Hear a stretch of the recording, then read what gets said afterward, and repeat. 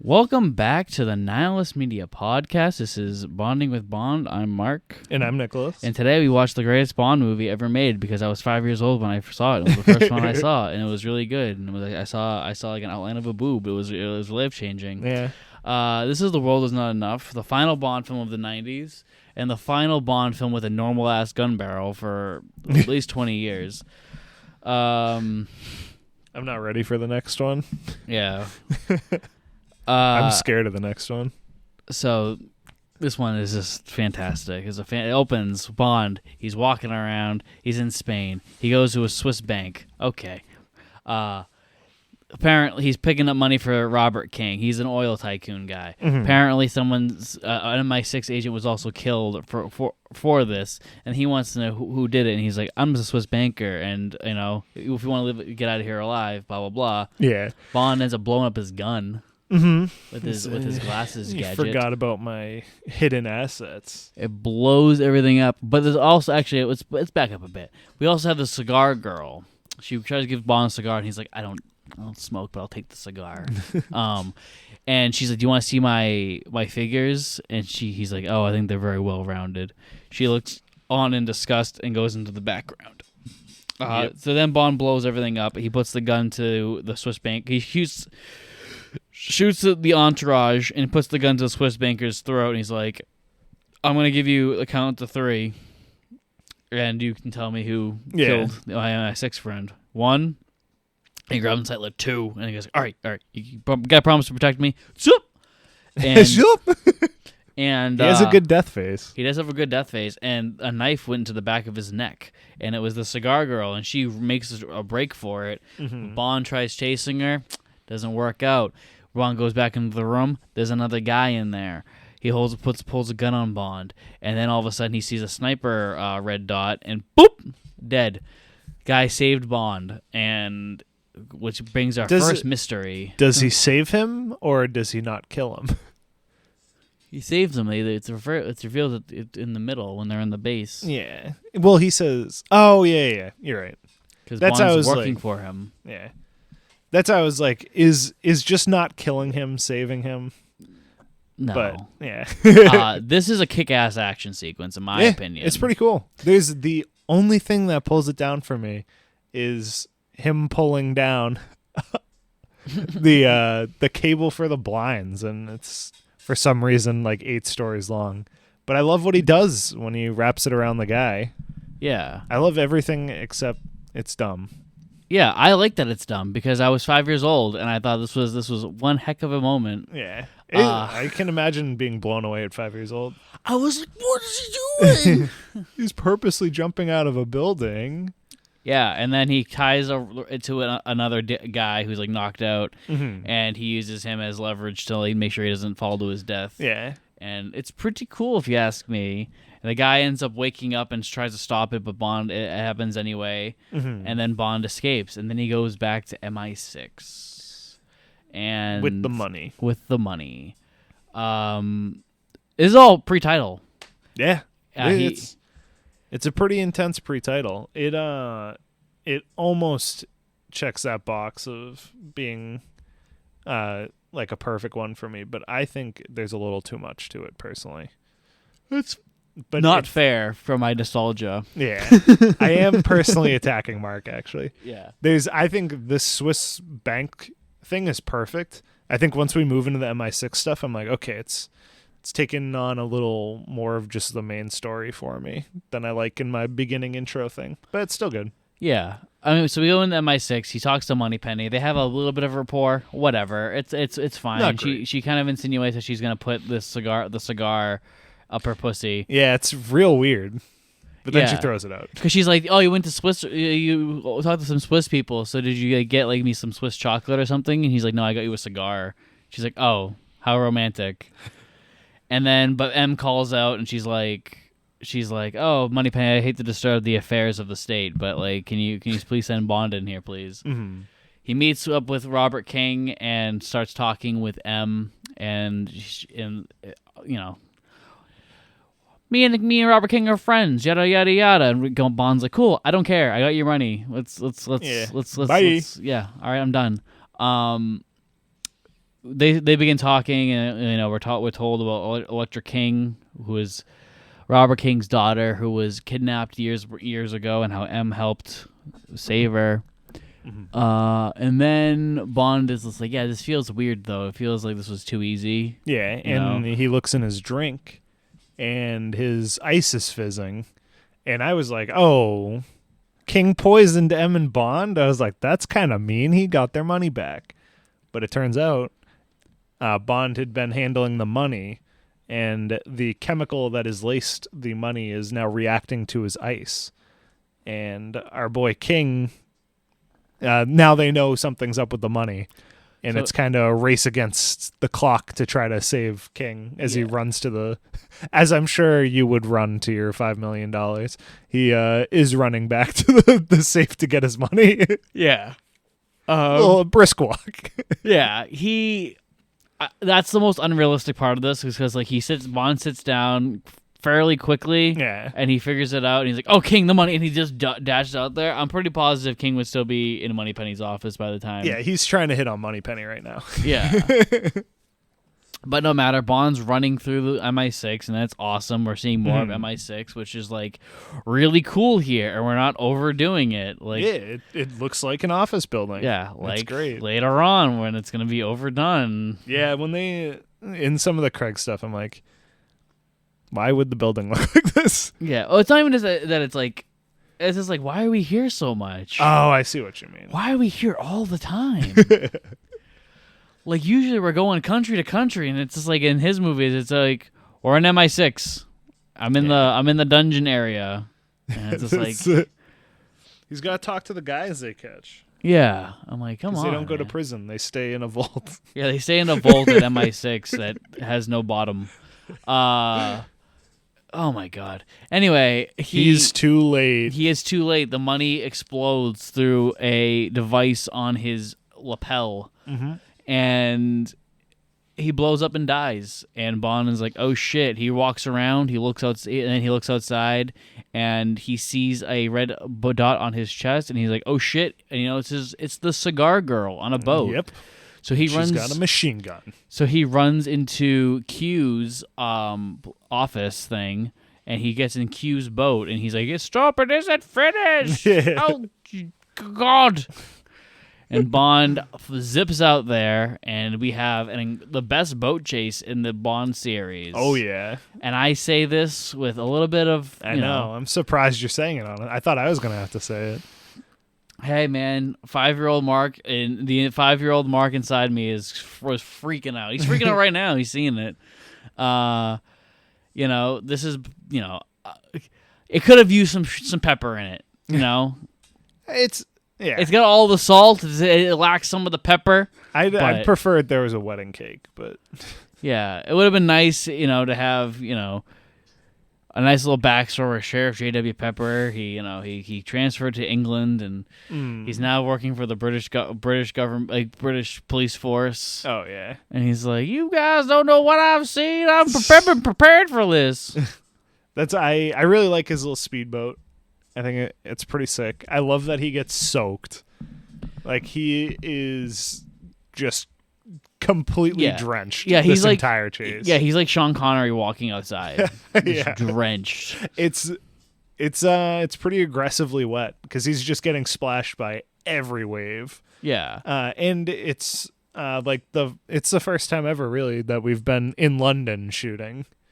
Like, we're running down the river and we're seeing the Parliament building and the London Bridge in the background.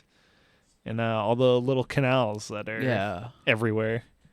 The only thing I don't like about this is when he goes on land and is just like driving around like a car. And I know you like it, but it gives me the more parade float vibes. I'm like, just keep it in the water. I was going to say that. Yeah. What I was going to say with that is that it does the more parade thing, but you know what it does? It takes it seriously, and it causes a lot of destruction. There's not a pigeon taking a triple take. Yeah, it's definitely better, but I still don't like it. I'm like, just do a cool jump, and because I personally wasn't bored of the boat chase yet, to the point where I'm like, okay, you got to do something weird. Yeah. Like, I was fine with the jump stunts that they were. There was one point where it's like early on in the chase, I thought for sure that the boat was flipped. Like, you saw the complete bottom of the boat, and somehow he's just fine. I was like, that's pretty cool. Yeah. Bond, my favorite bit is when Bond goes underwater and he fixes his tie while underwater. That does it for the like campy meter for me. I'm like, perfect. That's our funny gag thing from this chase. And then I think it's immediately after he starts driving around with his little jets in the back. It's like he doesn't even have wheels or anything. He's just flying a boat down the city streets. It's awesome. Have you ever been to London? That's what it's like. I've been to London. This is a regular Tuesday. It's cool because I actually kind of like the way they use the back canals where it's just like two sidewalks on the side and there's always just people walking around. I was like, oh, hey, they actually got extras in this and stuff. Oh, the water looks nasty. Oh, yeah. I didn't catch it the first time, but that was gross. And he was underwater in that. Uh-huh. Well, he definitely wasn't underwater in it. Oh, yeah. He was definitely in a pool. I am not going in that. I am not going to go in the London River. Yeah. Well, let's I'd rather go in the LA River. Yeah. The literal sewer. It's good though. And then they kind of get into CG with the torpedoes that he shoots at the end, which I thought looked pretty bad comparatively to the other CG stuff they've been doing lately. But then the boat blows up, and that looked pretty good. Yeah. And then he uses it as a jump. That was cool. Yeah, the boat jumps. It goes off a ramp, and it goes into, and he jumps onto a air balloon where the Cigar Girl is on, and he's just hanging. He's dangling down. He's like, "Listen to me. We can make a deal. I'll protect you." And she's like, and then she like she's like, "There's no escape because the helicopters show up." And then she puts the gun towards the gas tank. He's like, "Whoa! Don't blow us up! Don't blow us up! I can save you. Like, we can. This could be fine." And she's just like, I can protect you. Do you understand? I can protect you." And she's like, "Not from him." And then she's like, "Ah!" So she shoots it, she explodes, and he falls, and he lands hard. Yeah. I wonder what that is. I don't know. It's just like, it almost looks like a giant circus tent, but it's like hard topped. So. Yeah. I thought... I wonder if it's still there. I could feel you being like, is this going to be a Jaws thing? The second I saw the hot air balloon, because you can see it in a couple shots beforehand, I was like, he's going to fall on that circus tent. But he hits it, and it's hard. Like, he falls real hard into the top of the building.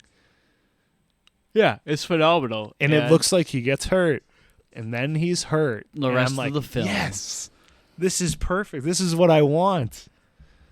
Is this the first time that that's happened? That he's been, like, for the whole movie messed up? Totally. Usually he gets, like... Connery was... Maybe Connery? That's the only one I can think of. That's the only one who would have. Yeah. Everybody else is too perfect. Yeah. I get a scratch and it's gone the next shot. Yeah. George may have done it too. Yeah, if he had the time. R.I.P. Yeah. Rest in praise. Rest in power. And then we have our main title sequence, which was nice. It's a nice little... Yeah. I love the song because... The music video that came on the VHS back in 1999, had that little baby Mark was watching. Girls kissing, and I was like, "This is wonderful. This is a good song. I like Garbage now. I'm Garbage's #1 fan." I thought it was a pretty good song. I really liked so far. I have no idea that it's an oil-based movie. But it's all oil imagery in the title sequence, and I thought it looked pretty good. The people covered in oil looked pretty awesome. Yeah, I am noticing something that I did not realize before, is that I feel like a lot of Daniel Craig's movies take from this one and just do a different... Like, they take one aspect of this movie's doing and, like, let's base a whole movie around that? Yeah. I could see that. Because Skyfall is just the villain plot. Yeah, I thought you were gonna say him being like being investigated for being bad, but I was like, they've done that a couple times. Quantum is all about oil. Oh shit, you're totally right. Yeah. Mm-hmm. Oh my goodness. I've all of a sudden remembered the plot of Quantum of Solace. There's probably something I can reach and stretch out that could be used in. Yeah, I mean, there's a scene in Quantum of Solace, Casino Royale. He gets wet. Opening this movie, gets wet. Same fucking movie. Dude, M's in it. You kidding me? Yeah, you kidding me now? Yeah. Spectre, Q. All right, let's go. New Q. New Q? Does this Q stick around, by the way? He sticks around for the next movie, and then he's gone. Okay. Because they reboot this, because the series ends. Yeah. I kind of don't like him. I think he's kind of an asshole. He grows into it. In not the playful way. He goes... So, is it the next scene, or am I skipping things? You're skipping. So I'll wait till we get there, and then I'll complain about. Yeah, then we'll have our argument where I'm going to defend him like crazy, and you're going to hate him, and I'm going to be like, "Oh, I was fine." Yeah, this whole episode is going to be. I did like this movie though. Overall, I thought it was pretty good. Yeah, the funeral scene looks great. Mm-hmm. Yeah, we go to Robert King's funeral. That's where we see Electra King for the first time, and Bond's also wearing a sling. This is very important. Yeah. And we're told that there was also been terrorist attacks on his oil rigs or oil pipelines. Uh-huh. Yeah, the King oil pipeline. Yeah, and then we go to Scotland. We're in Scotland, and yeah, the home of Bond. And M's like, this will not stand. Terrorism is bad. And they start handing out everyone's assignment, and Bond doesn't get one. He's like, well, what the fuck? I'm sitting right here. He's like, Tanner, what the fuck is up? She's like, oh, you're on the inactive roster because you're wearing a sling.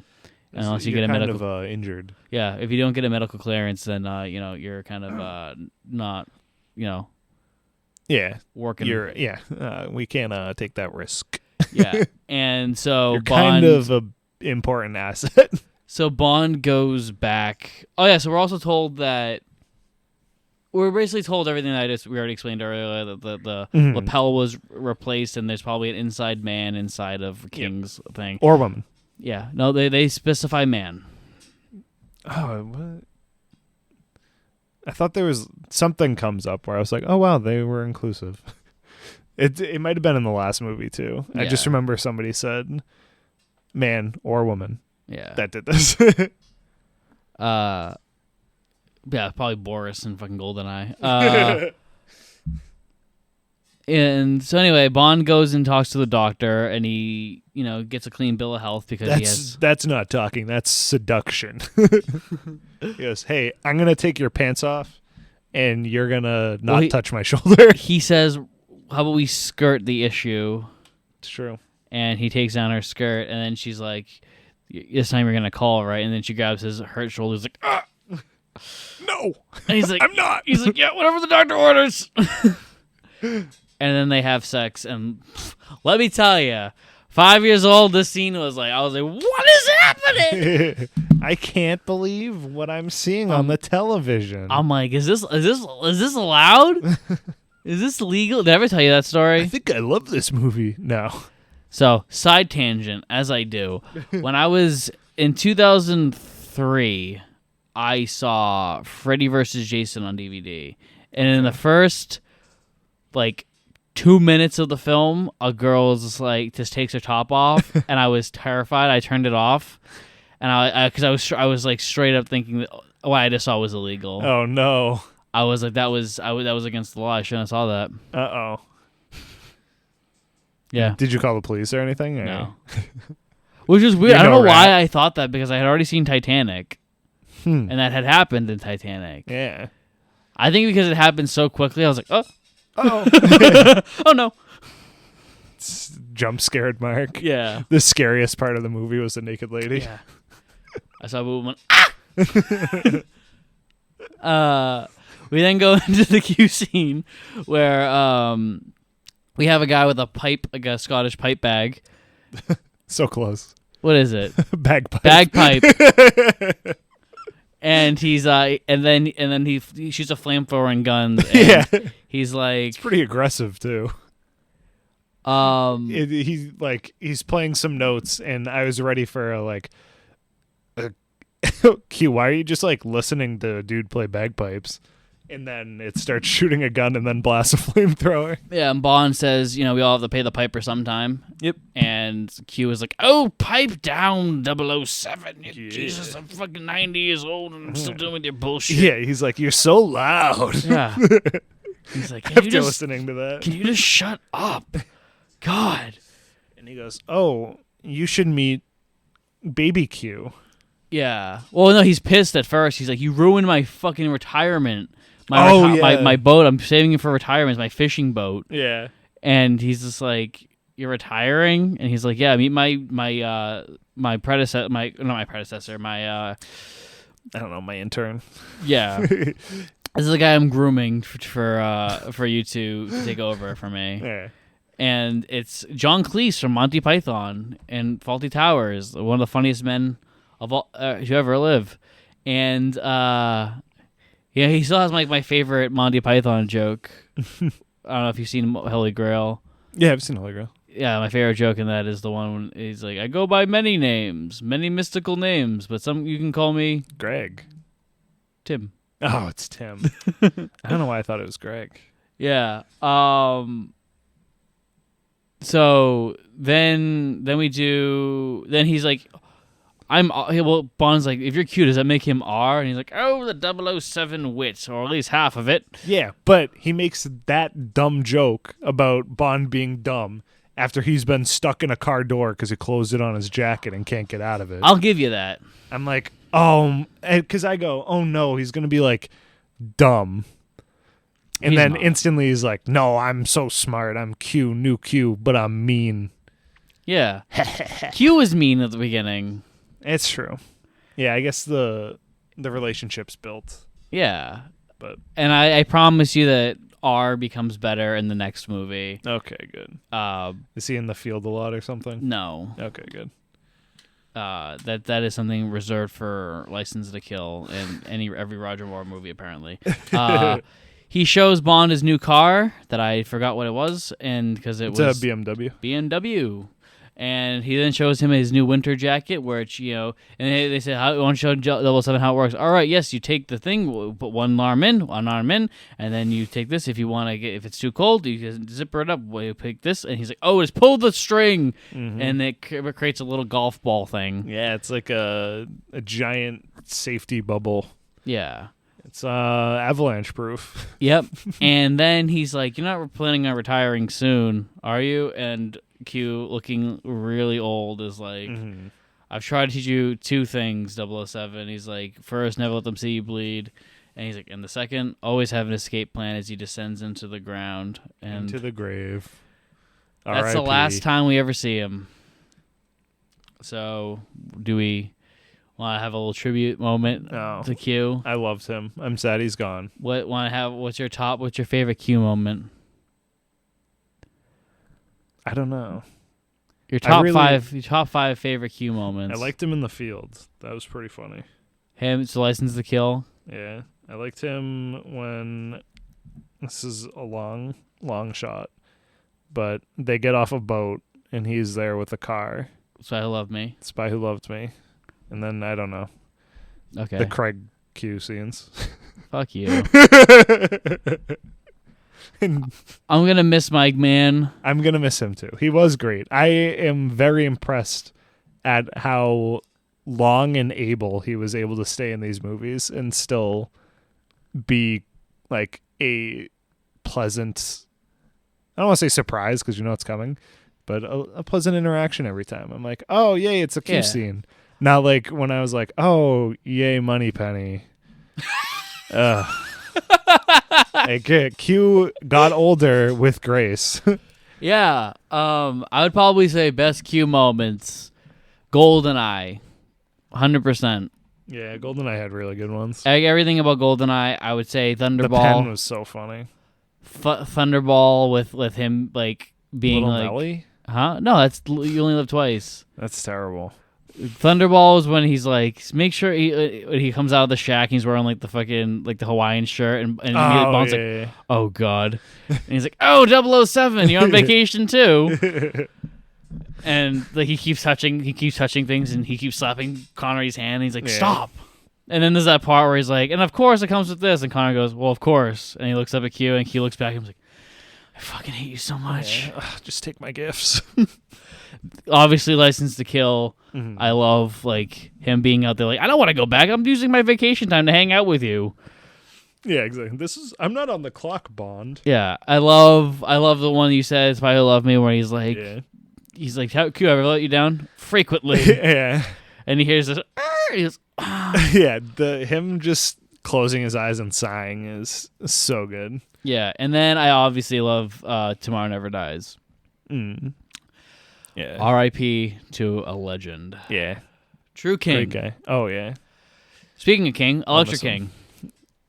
Bond is looking ahead at her file, and he watches a video of her Ransom talking about what it was like being captured by Renard. And she's like, he was always yelling and being mean and blah, blah, blah. Mm-hmm. And Bond feels sympathy because it's a tragic situation.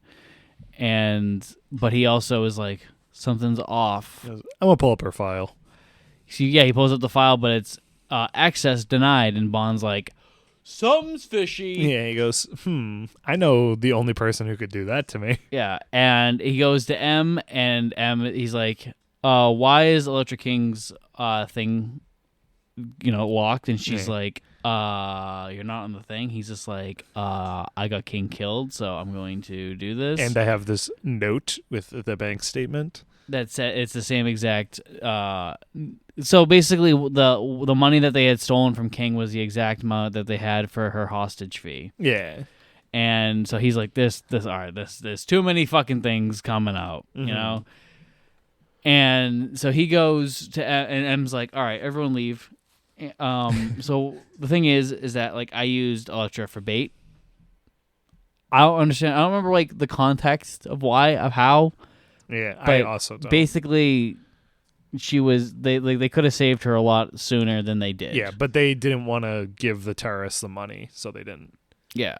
And then they sent, I think it was 009? I forget. They sent in somebody to try to kill the captor. Yeah. It should have been 006. They would have recycled his number by now. Oh, I mean, I assume this happened like years prior. Oh, you're right. See, but actually, that doesn't make sense. Yeah, that doesn't make sense. Yeah, because I imagine that it just happened. I'm thinking of 006 in 1995, and yeah, okay. 006 would have died in the 80s for them. So yeah, because he died 10 years before. Yeah, Robert Brown would still be M. And he'd recycle that number immediately. Yeah. Who wants to be 6? Yeah. Who wants to be before Bond? We're getting, so this is also our thing that Skyfall will do, where it's like M's a big part of the film now. Yeah, she's less of a part in this than Skyfall, I'd say, but this is big. Yeah, this is the most we've ever had of M in a movie. Oh yeah, way up there. Mm-hmm. I think the most we had was in Golden Gun. Yeah, and he has 3 scenes. Yeah, well, he's on the boat a couple times. Oh, yeah, he's in the boat, too. He might have, 4 scenes. Yeah, because there's the end, and then they meet, 3 times beforehand. Yeah. There's a lot in that one. Maybe Spy Who Loved Me? Because there's the intro one, then with Glogol. Mm-hmm. There's also On Her Majesty. It's not as much as this, though. I feel like On Her Majesty didn't have that. Because he has the one where he gets denied, and then he gets the request to resign. Yeah. And then then he shows up to the butterfly thing. Oh yeah, you're right. And then he shows up when he's like, we're not saving your wife. He's like, yeah. and then he shows up at the wedding. Yeah. That's a lot. This is still more, but that's a lot. Yeah, this is more of she's involved. She's actually the plot of the fucking movie. Yeah, she's the B plot basically. Yeah, and then we're told about Renard and how 00 something shot him in the head, but it didn't kill him. But it's been slowly turning off parts of his brain. Yeah. Little checkpoints through his brain of losing senses. Yeah, Bond fingers the hole at one point. Yep, as his last affair walks in. Yeah, the doctor walks in. She's like, "Yeah, this at this point, it would have turned off his ability to smell. Here, it would have turned off his ability to feel, and here, it's slowly killing him." And I'm like, once you get into the middle, I think that's it. Yeah, I don't know brain stuff. Me neither. I would assume you'd be dead by now, though. Yeah. Someone in the comments. You must be bleeding the whole time. Yeah, someone in the comments or email us. Well, hold on. We got to figure out the email. Yeah. I somehow, some backstage, I created our email account, and I must have written in my notes the email account wrong, like misplaced. Like maybe I typed in an extra letter or something when I was creating it, because we just don't have access to it now.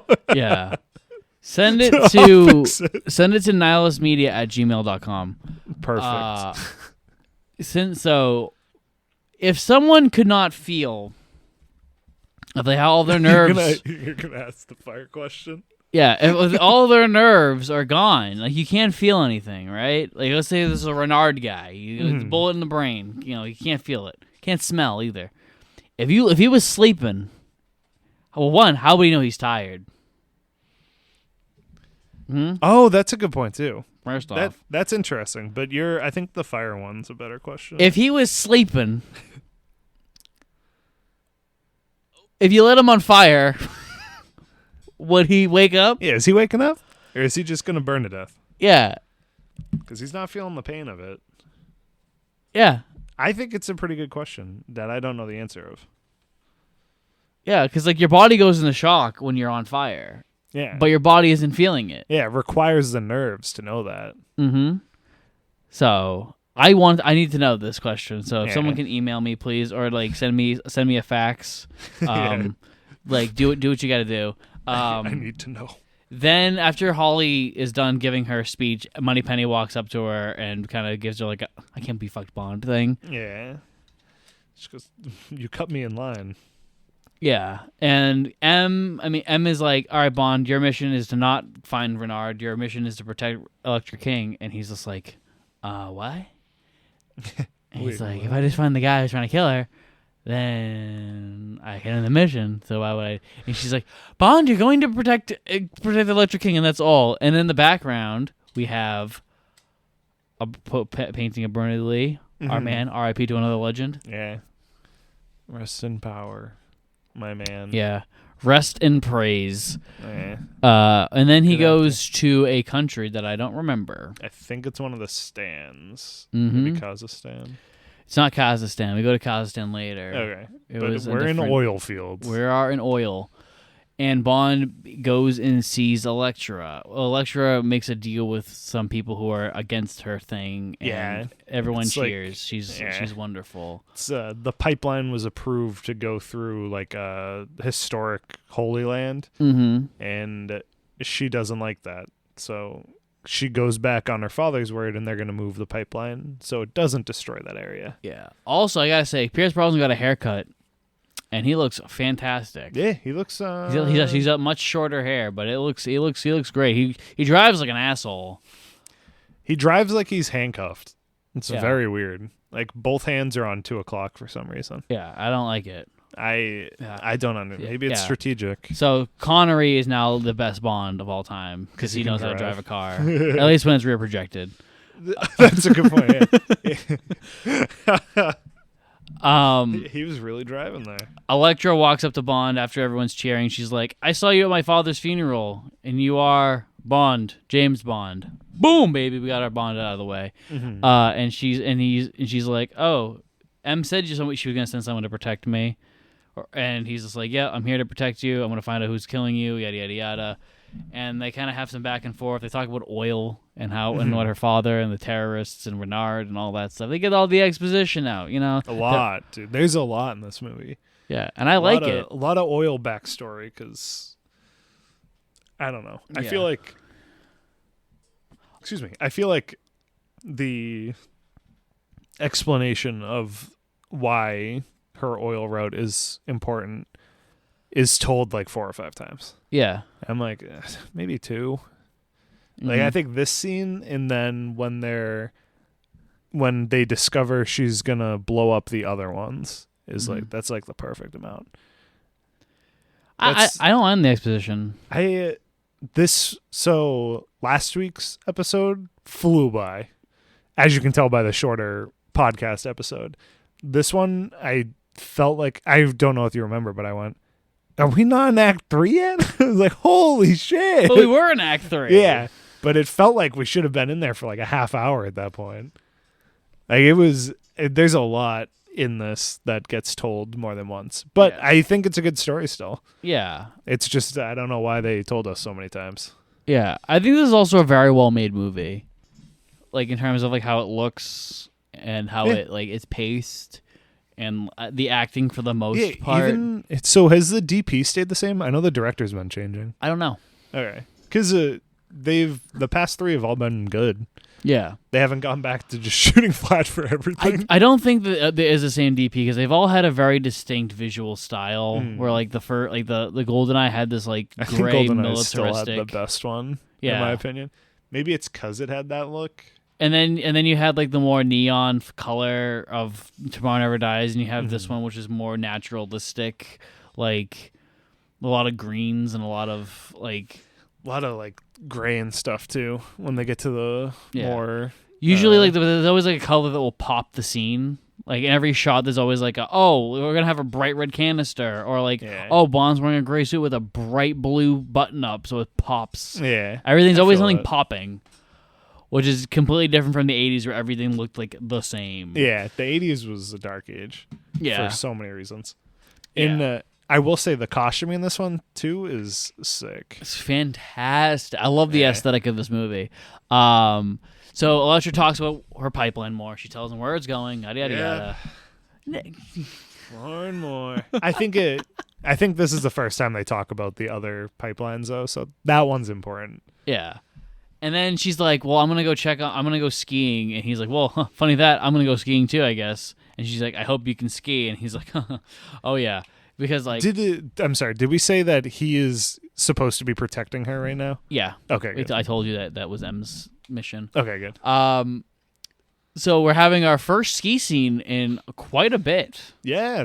I was applauding how long it's been. Yeah. Like, I think was the last one A View to a Kill? Has it been? I think so. Yeah. It's been almost 15 years. It's so weird thinking about the gap in years between movies too, but because I remember in GoldenEye, I think there was snow at some point or something, and I was like, please don't ski, please don't ski. Yeah, it was in the beginning. Yeah, I was like, oh, please, come on. And he didn't ski. I was like, they did it. Yeah. I'm so happy. Does Craig ski? Yeah, he does. He does. He skis Inspector. Because he looks pretty goofy skiing. Yeah. So did Connery ever? No, Connery never skied. Did he? I don't think so. Well, the one man who never skied. Weirdo. Yeah. I'll say that Pierce Brosnan is the second best at skiing. Yeah, he's super good at skiing. Especially in speaking ski scenes too. This is definitely the second best ski scene. I love this one. I do love it, but I'm just trying to remember I'm trying to think back to Spy Who Loved Me. And I think does the Union Jack really pull it in? I think this scene overall beats the Union Jack, but the Union Jack is great. Yeah. Especially the pre-title sequence too. Mm-hmm. Whew. It's big. That's a big gag for the pre-title. Yeah. And it paid off. Yeah. We also I like what they're doing here. So they're having this thing where Bond is kind of falling for Electra, like from the get. Mm-hmm. And I think so.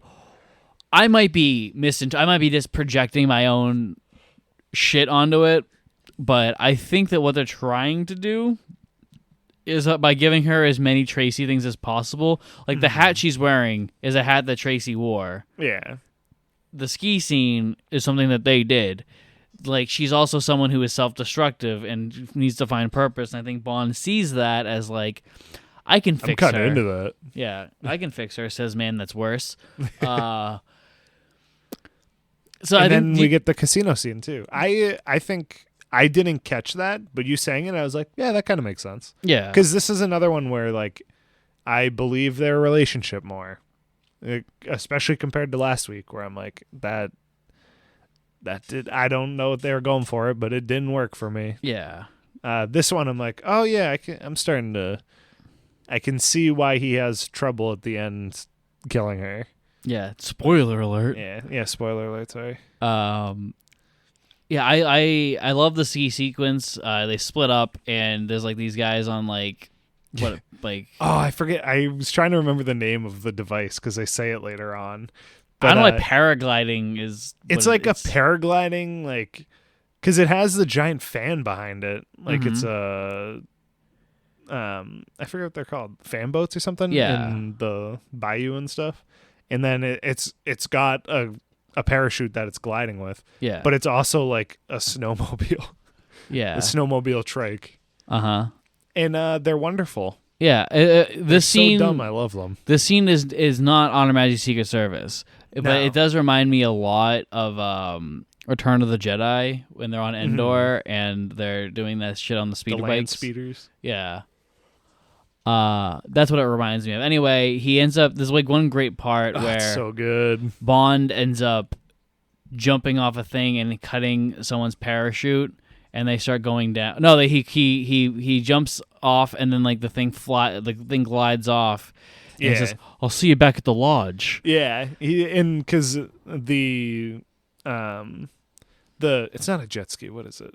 Snowmobile. Yeah, has been following him and has cut its parachute. So they're like traversing the woods right now, and he gets it to drive right off a cliff. So it doesn't have his parachute anymore, but then it just has another one. Yeah, and he's like, "Damn, fuck, should have known backup parachute." Yeah, because it's like a good scene. I will say I'm not a huge fan of his sunglasses. But that's because your dad used to wear them. Yeah, it reminds me a lot of my dad being a James Bond person. Yeah, but isn't that even cooler if it's like you're like, oh, that's my dad. Yeah, James Bond's my dad. I could see that, but it took me out of it. That's fair. It's just the like sunglasses. I'm like, oh hey. Yeah. Anyway, they end up reuniting and they cause an avalanche, and Bond then uses the golf ball thing and in his jacket, the avalanche-proof airbags. Yeah, and they're safe, and she's freaking the fuck out. He's like, "Look at my eyes! Look at my eyes! Look at my eyes! Shut You're up." okay. Yeah, you're fine. We're gonna be good."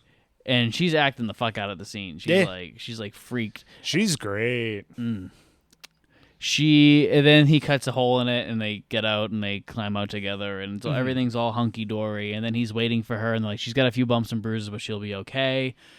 She wants to see you, and Devanov, who is one of her assistants, gets up and he's like, "No, not you, Devanov. Bond. She wants to see Bond." And Bond's like, "Hey." And Devanov's like, "Don't worry, she's gonna betray you." Yeah. When did you realize that she was a villain? It was after this. Because I looked over at Mark and I was like, so she's the villain, right? It's when she's calling to say Bond's missing. Yeah. I was like, that's when you're supposed to figure it out. Yeah. I was like, I'm pretty sure I started to get vibes of it. Not here. It's after this. Yeah. It's probably like in 10 or 15 minutes. She does something else and I was like, Like I don't think it was in the casino, but I think the casino is what started it for me. Yeah. I'm like, why would she be going out and about? Like, this is... Well, it's like Tracy. Yeah. But Tracy was a good guy. Yeah. I just... She reminds me of somebody. I forget. I just got a glimpse of her, and she reminded me of somebody. She's great. This is one of the best... This is probably the best acting for a female villain we've had.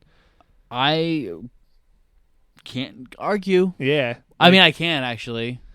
What, from Russia? Or? No, Xena on a top. Oh, damn.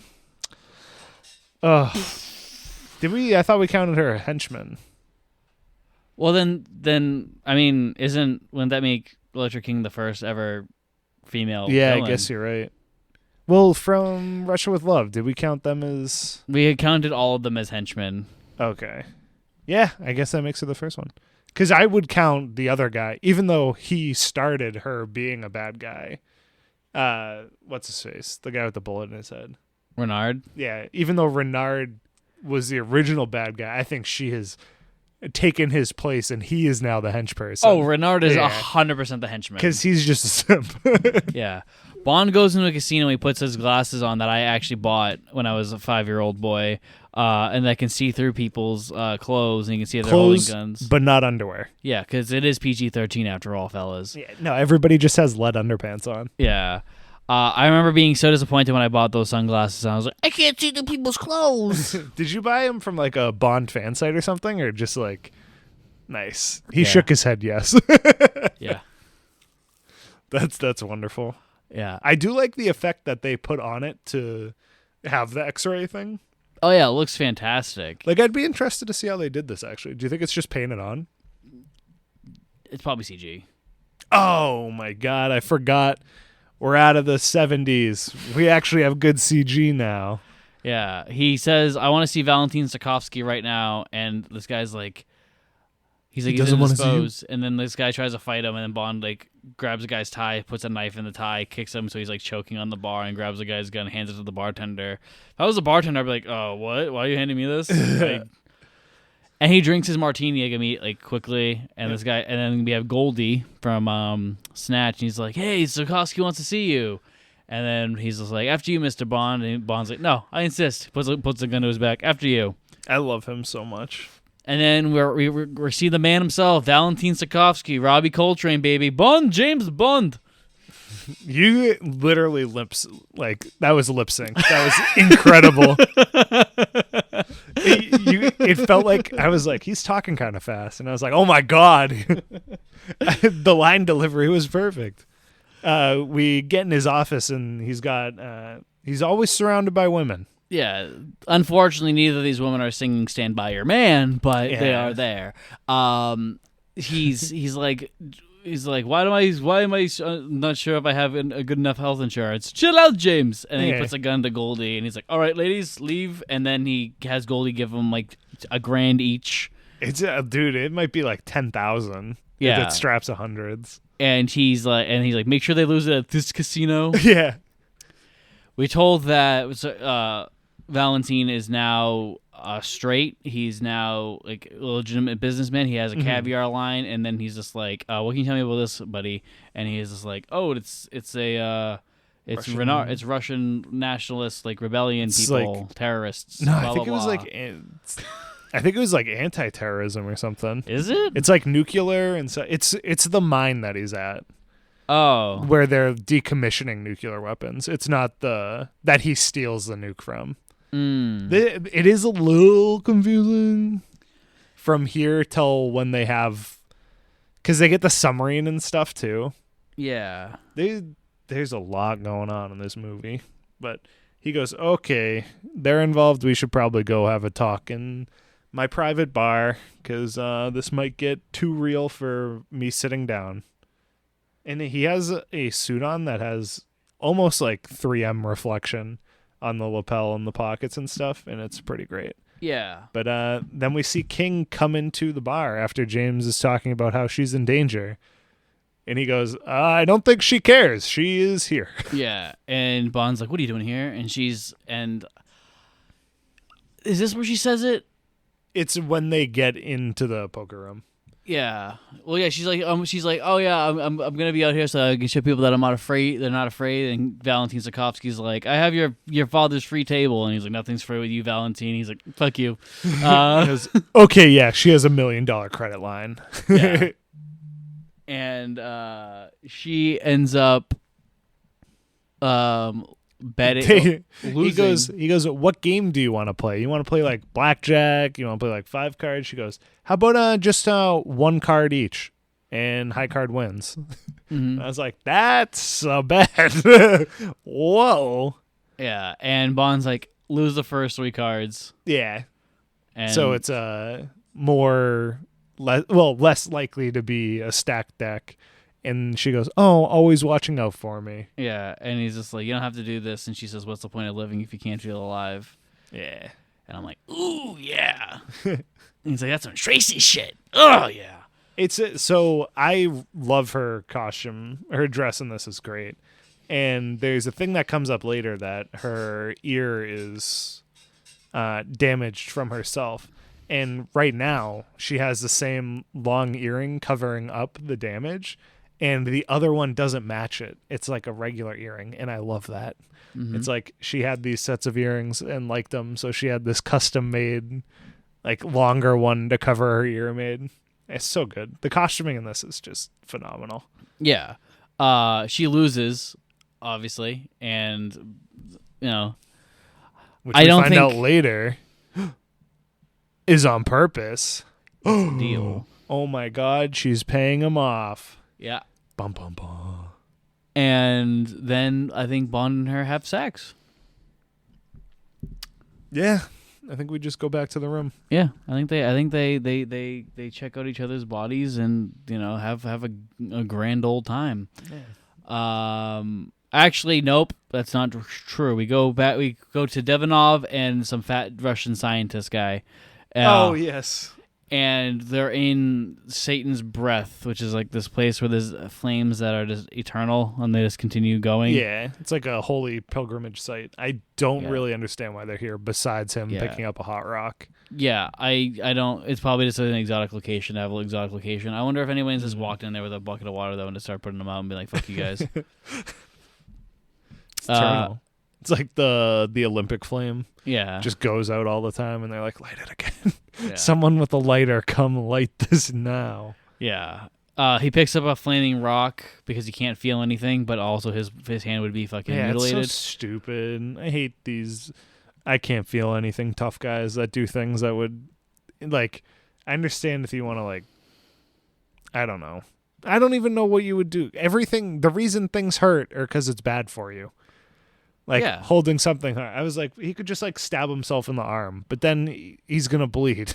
Yeah. Like, it doesn't make you invincible. It's just, you're not hurt. I don't know. Yeah. I get it, but whatever.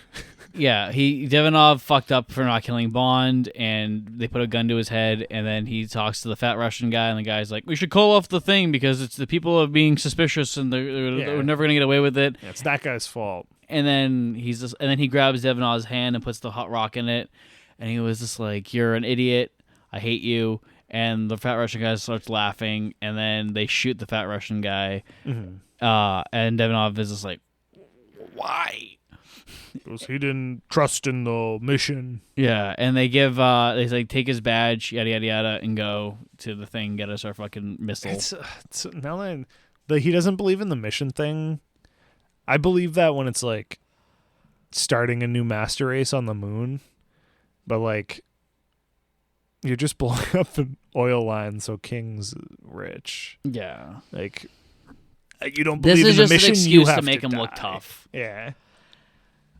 And it's meh. But I think he's all right. I think he's a good red herring villain. Yeah. Like, they did that really well. I'll give him that. Yeah. We also have King. So, yeah, King and Bond are having sex. She's putting ice in his mouth. She touches his shoulder, and he's like, ow. And she's just like, oh, make it better. And, yeah, they're trading ice cubes. I don't know, man. Yeah, it's a weird intimacy. But there is a nip slip. There is a nip. Yeah. It is censored. They did some little bit of that. I don't even know what you call that. Like, just noise, basically. Just like random black colored blocks covering it. I don't know. I'm interested to why she didn't just have pasties on, but couldn't find any. The prop guy just forgot. Oh, my bad. Yeah. Oops. And Nick just shows up as a fucking PA. Oh no, I got some. Yeah. I just carry him around every day, everywhere I go. So yeah, I got them. They're in my kit. Yeah. He also starts playing with her ear, but we don't know why. Or he doesn't. He just like plays with her ear a little bit. You know, it's revealed that she's got a mangled ear. Yeah, I went, oh, that's a cool earring. And Mark said, that earring is actually very important. I was like, oh, wow, I wonder if that's going to be like the key to a nuke or something. Yeah.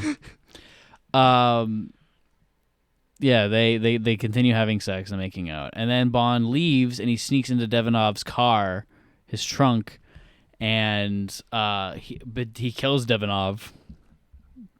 Like Devonov brings him to the site that he's gonna meet with Renard's people. Yep. And he gets on that plane. To get on a plane to go to the base in Kazakhstan. It's one of the stands. Yeah. And he shoots him, and Bond takes his takes all of his shit. Well, he dumps him in a trash thing at one point. Yes, he like fireman carries him and then dumps him into a like open top dumpster. Yeah, and these two bald men come out of the woods and they're like, "Where's Divinov?" And he's like, "He was buried in work." And he's like, "I'm replacing him." And they're like, he's like, "All right, grab your things. We're leaving now." Yeah, because they think he's just like a nuclear scientist. Yeah, and Bond is like, "Okay, I'm gonna." He goes, "Wow, this is kind of just falling in my lap." Yeah, this is some Connery ass shit. Yeah, this is just kind of working out for me. Yeah, I love this. This is 100% that Connery shit. Where Connery was doing something and someone's like, "Hey, you, get back to work." He's like, "Okay, I guess I'll just take this little nuclear weapon key and I will put this in my pocket and I'll leave." It's like, God, being a spy is just so easy. Yeah. Devon. So after that, he grabs like the two bags in the car and they're like, "Hey, do you have the things?" And Bond shakes the bag to see which one has the stuff. He's like, "Yeah, it's in here," and it's a sneakers. Yeah, he just wanted a pair of sneakers for the ride or something as a bribe. And everybody is wearing the same sneakers, and they're like, "Bond, hey yo, dude, like get dressed because we're about to land in like 15 minutes." So Bond goes in the bathroom, gets changed, and he cuts out his picture and his ID and puts it into the other guy's ID. Yeah. Because back then it wasn't printed on there; it was a piece of paper just laminated on it. Mm-hmm. And the good old days. And Bond lands, and he puts on his Russian accent, which is not terrible. It's not the worst. I appreciate that he speaks so many languages and stuff. I do think that's really cool. The accent wasn't as great as him pretending to speak other languages, but I think it works because he's supposed to be a Russian guy trying to speak English. Yeah. He lands and he talks to this one like the head general guy there, and he's just like, "I admire your work." He's like, "That's cool. Who's that hot chick over there?" Yeah, and like that's Dr. Jones. She's been on 4 things, not even a glimmer to any man. She's not interested in men. And Bond's like, "You ever try being like hot and having a neck?" Ooh. And then she's like, "Are you here for something, or are you just here for a glimmer?" And he's like, "Here to work. I'm here to work." And she's just like, "The name's," he's like, "And you are?" He's like, "I am Russian guy." "I am Russian, Bond." "Who are you?" And she's like, "My name's Jones, Christmas Jones. Don't make any jokes. I've heard them all before." And he's like, "I don't know any doctor jokes." Which is fantastic. That's like Connery to me. Yeah. That's perfect. The best part is that if Connery was doing this, he wouldn't have put on the accent. He'd just been like, "I don't know any doctor jokes." I was like, "You're from Russia, right?" And he's like, "Yes." And he's like, "Why are you speaking the Scottish accent?" He's like, "You can hear this?" He's like, "Deep in Scotland." He's like, "No, deep in Russia. I'm from the outer parts, though." Yeah, you wouldn't. We're so deep, you wouldn't know us. Yeah, very very similar to the Scots, who are a great race, by the way. And then he's like, and he starts fucking up because he's not grabbing the right stuff. And he's like, "Do I need protection?" She's like, "All the plutonium stuff's up here. Everything's down there is like fine. Yeah. But the only thing, like I've been cleaning up your mess for months. So if you need protection, it's from me." And then she's like, "Your friends are waiting." He misses the key, and then he doesn't know where he's going. And then she's like, "Also, by the way, you speak English pretty good for a Russian guy." And then he speaks in Russian. He speaks that in Russian. And then he's like, "Yeah, I studied at Oxford in Russian." Yeah. And she's like, "You are so fucked. You're so fucky. You're not who you say you are." One of my favorite little things too, when he points over at like the radiation suits, they're totally the ones from Dr. No. Oh yeah, with the giant like box clear heads. I love it. Yeah. And then he immediately goes down there and runs into Renard. Yep. And he hits him right in the head with a... No, he doesn't hit him right in the head. He holds a gun to him, yeah. Holds a gun to him, and he's just like, you can't kill me, I'm already dead. He's like, I can literally kill you. Yeah, because, if I shoot you now, you're dead now, instead of whenever the bullet's going to kill you. Yeah, and they have, like, wax back and forth, and he's like, what are you doing with the bomb? He's like, we're going to blow up some shit, bro. And, and then... He hits Renard in the head. Oh, he's like, how do you feel that I had a lecture before you had her, blah, blah, blah, when she was innocent. And then Bond hits him in the face with the gun, and he's bleeding. And he's like, I just think, what's the point of living if you can't feel alive? And then all of a sudden, the Kill Bill sirens go off and fucking Bond's head. I've heard that line before. He's like, wait, what? And... By that point, he hits his shoulder, right? No, the Christmas Jones and her guy go down there and they tell him to drop the gun, and he's just like, "This guy's stealing a bomb." He's like, "I don't know you, and I don't know him, so we're not fucking drop your gun or nothing's happening." Yeah. Bond drops the gun. Renard stands up, and he's just like, "Yeah, he could have killed all of us, you fucking idiot. You just let him down here." And then he grabs Bond's shoulder that's injured, and Bond's like, "How the fuck does he know that?" Yeah. Ow. Yeah, and. Renard ends up killing everybody. Yes, he goes a view to a kill and starts killing the henchmen. Oh, not even henchmen, just like the workers that are around him.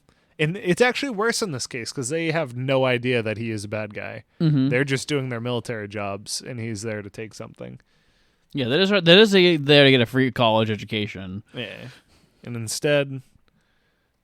they die. Yeah, and then dead guy. We have an incredible action sequence where Bond is on the chase. There's a bunch of shooting going on. He saves Christmas Jones, and he jumps through a couple of doors. He's like, "Open the door back up.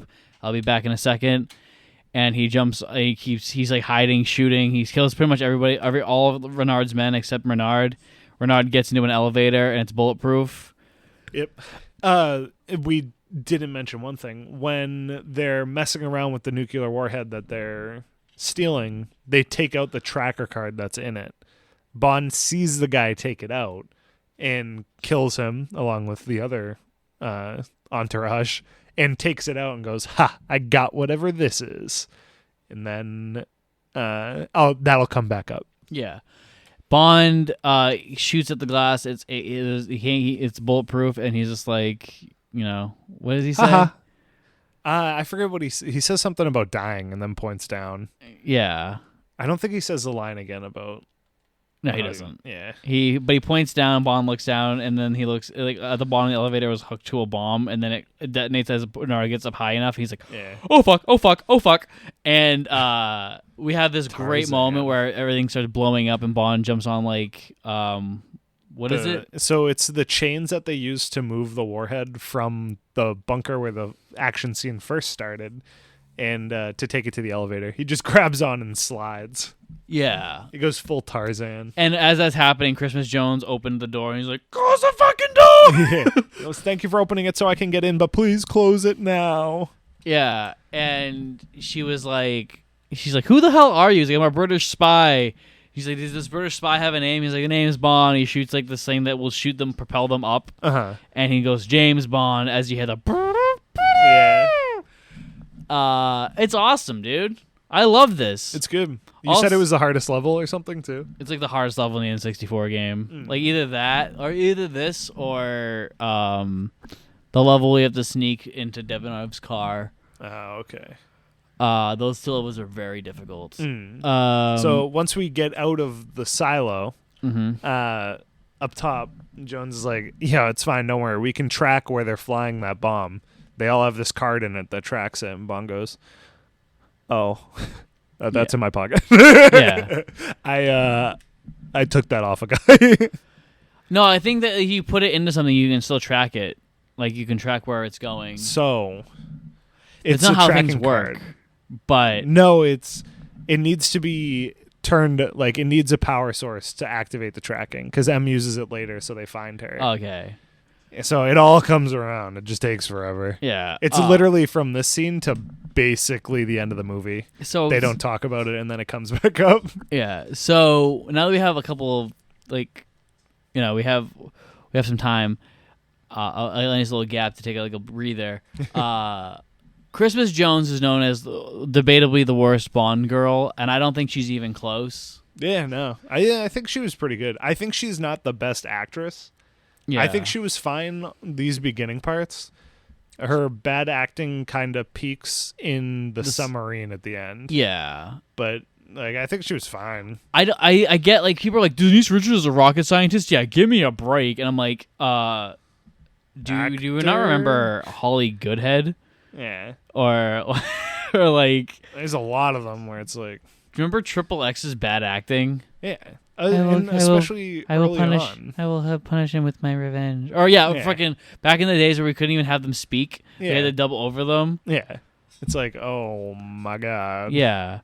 I mean, she's fine. Yeah. I mean, she's way better than Kissy Suki. Yeah. And Aki. And I don't know. She's no BB, but she's definitely no BB, but she's better than Mary Goodnight. It's better than Octopussy.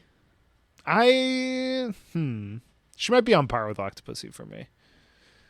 I don't like Octopussy. I know you don't. I think it's definitely below the halfway point. Yeah, that performance. This is fine. People are overreacting. Yeah, I think people are overreacting too. Why do people want to hate these movies? Because you said that like these later three are some of like the worst rated ones, and these two have not been that bad at all. I would argue they're like good. Yeah, I'd argue that they're like some of the best in this series has had to offer since the 60s. Yeah. And it's like people just don't like they don't like that he has campy moments, and it's just like they've all had campy moments. Yeah, like Connery had campy Even moments. Even George did. Yeah.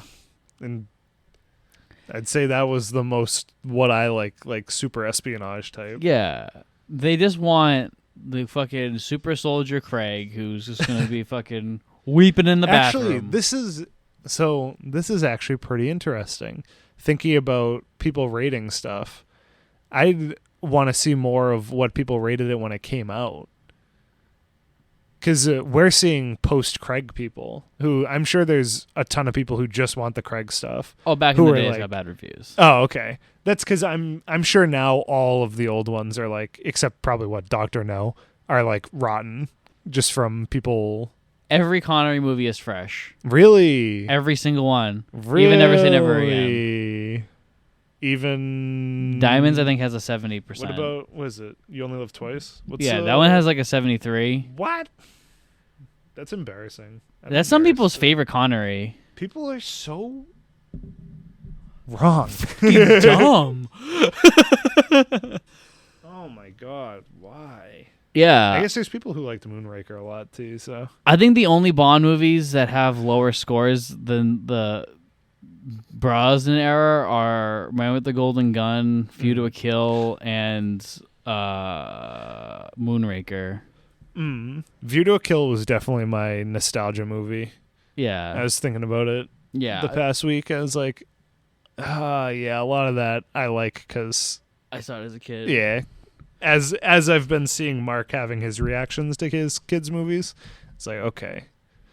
That's why I like that one more than I think I should. Yeah, it's like anytime you criticize something in GoldenEye, I take it as a personal attack. Yeah. And I'm like, what do you mean? GoldenEye was good. Yeah. I can't wait for Casino. It's like, any criticism of this movie, I'm like, you guys are stupid. You guys don't understand. Yeah. This is the greatest thing ever. You're not thinking hard enough. It's like, I think it's like a great middle of the road Bond. Yeah, this is, This is it's above the halfway point. It's in my top 10. And no doubt, it's better than the entire, for me, Dalton era. It's better than the entire Moore era. Yeah, I think this is better than Dalton's movies too. Yeah, Dalton suffered because he didn't have a director who was ready for Dalton. Yeah, I wonder where I'm gonna put this. Yeah, this will be interesting to see. Yeah, do you like his more or less than Tomorrow Never Dies? So far, I don't know. I'm actually gonna have to stick on that because I really liked both of them. Mm-hmm. Yeah, Goldenfinger was better than both of them. GoldenEye. I gotta fuck that up somehow once an episode. Yeah. Yeah, I think it's also I just like 90s cheese. Where everyone's like, "Oh, the 90s are so goofy," and it's like I don't think it's that goofy. Yeah, There's I think modern movies are stuff. way goofier. That's the thing is people are like, "Oh, this silly movie from the 90s," but then it's like you watch a Marvel movie and it's just like a gray warehouse that's like barely composed and it's all CGI and this sucks. Yeah, it is all CGI. I think the thing that, especially for me growing up, I was like, 90 movies are so dumb. It was literally all of the stuff where they're like, we're going to understand computers. And then it just got dated in like 4 years. Yeah. And I'm like, oh, you guys didn't get it. This looks bad. Yeah. It's just like, this movie is very well composed. I like this one better. Yeah. This one's way better in my head now.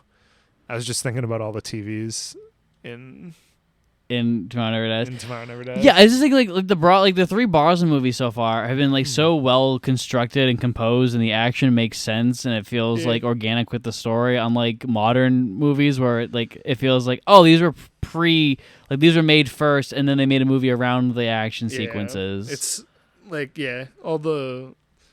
I forget, somebody said it like perfect. It was like boardroom directing. They're like, there's no point in having a director. A board picks like 20 scenes that have to be in the movie, and then you get to pick like the little stuff between it. It's like, I don't want to do that. Yeah, no, it's annoying. Yeah, and then you get to direct half of the movie because the other half is CGI anyways. Yeah, it's like most of those movies you'll watch it, like in these movies, like you'll see like people interacting all the time and like they're in the same room, and then, like in modern movies like the new Spider-Man, it's like I can't believe they brought back Tobey Maguire, Andrew Garfield, and Tom Holland. It's like they're literally like 90% of the time they're not in the same room. Yeah, and there's a super good, I think Red Letter Media said it or something, talking about Phantom Menace, where because so much of it was on green screen, everybody has to walk everywhere. Because if they were going any faster, they would run out of green screen in like 4 seconds, and they'd have to cut a ton. So they're always walking, and I was like, oh my God, yeah. There's like times where they're like, we urgently need to do this, and then they're just like walking from the Jedi chamber through the halls of like the Jedi. What is it, the Jedi Palace or whatever? The Jedi Temple. Yeah, through the temple, and they're just like slowly walking. It's like, y'all would be like running. Yeah, and that I see that all the time now. I'm always like, oh yeah, they can't be moving any faster because there's no room for them to move faster in the tiny room they're in. Or unless like they're wearing like their CGI costume that just conveniently hides their entire body, and then they can fly away and do whatever they want. That's the other thing. Oh my God, I hate to keep on the subject, but like, you know what, the one thing that annoys me about like superhero movies is like those, we got nanotech suits that we can just take our mask off without like we're just standing there, and then their mask will just like take itself off even though it covered their entire face, and then they'll like go back on like by itself. It's like, no, it's not. That's not how shit works. Yeah, I don't mind it that much. I hate the like in, I think it's in Endgame when they do the time travel suits and they're all wearing the same thing and it's all green screen costumes. I'm like, just put a fucking costume on them. Yeah. Like, why do we need to CG the costume department out of existence? Yeah. Like, that's why I like the Tobey Maguire Spider-Man movie. Like, he has to like take that mask off anytime he needs to do a monologue. Oh no, I see. Dude, you're so right about that stuff. You know? Like when in current like superhero movies, they'll just keep talking and then their mask will just go on. It's not like they don't have to move or anything. There's so much more personality in having to rip off your mask. Yeah. And it's also like it's not even it just like disappears. It's just like and it's like changes, and then they go in the fight scene and it goes back on. So then they can just CGI people that have hire stunt people because it will save money. Ugh, God, this poor industry. Yeah, you people don't like, well, it's not enough. And I will say I like that it makes more work for green screen people and like the computer side people, but like, I think the in-person stuff looks better, and I would rather they have the jobs. Yeah, I think there's a healthy medium. Is that you should be able to like keep them and then have them enhance the in-person stuff. Dude, it's insane. It's so dumb. Yeah. This poor industry. Anyway, Electra calls him and says, "Is it an industry if Disney just owns it all?" No. What do you guys mean? You guys get your A24 movies once every 6 months? Yeah. Thankfully, with no CGI. Yeah. While you got, like, it's just like, sure, Disney has a new movie come out every week, but you guys get your one indie movie every 6 months. Yeah. Like, be thankful. Yeah, be thankful. Fuck you.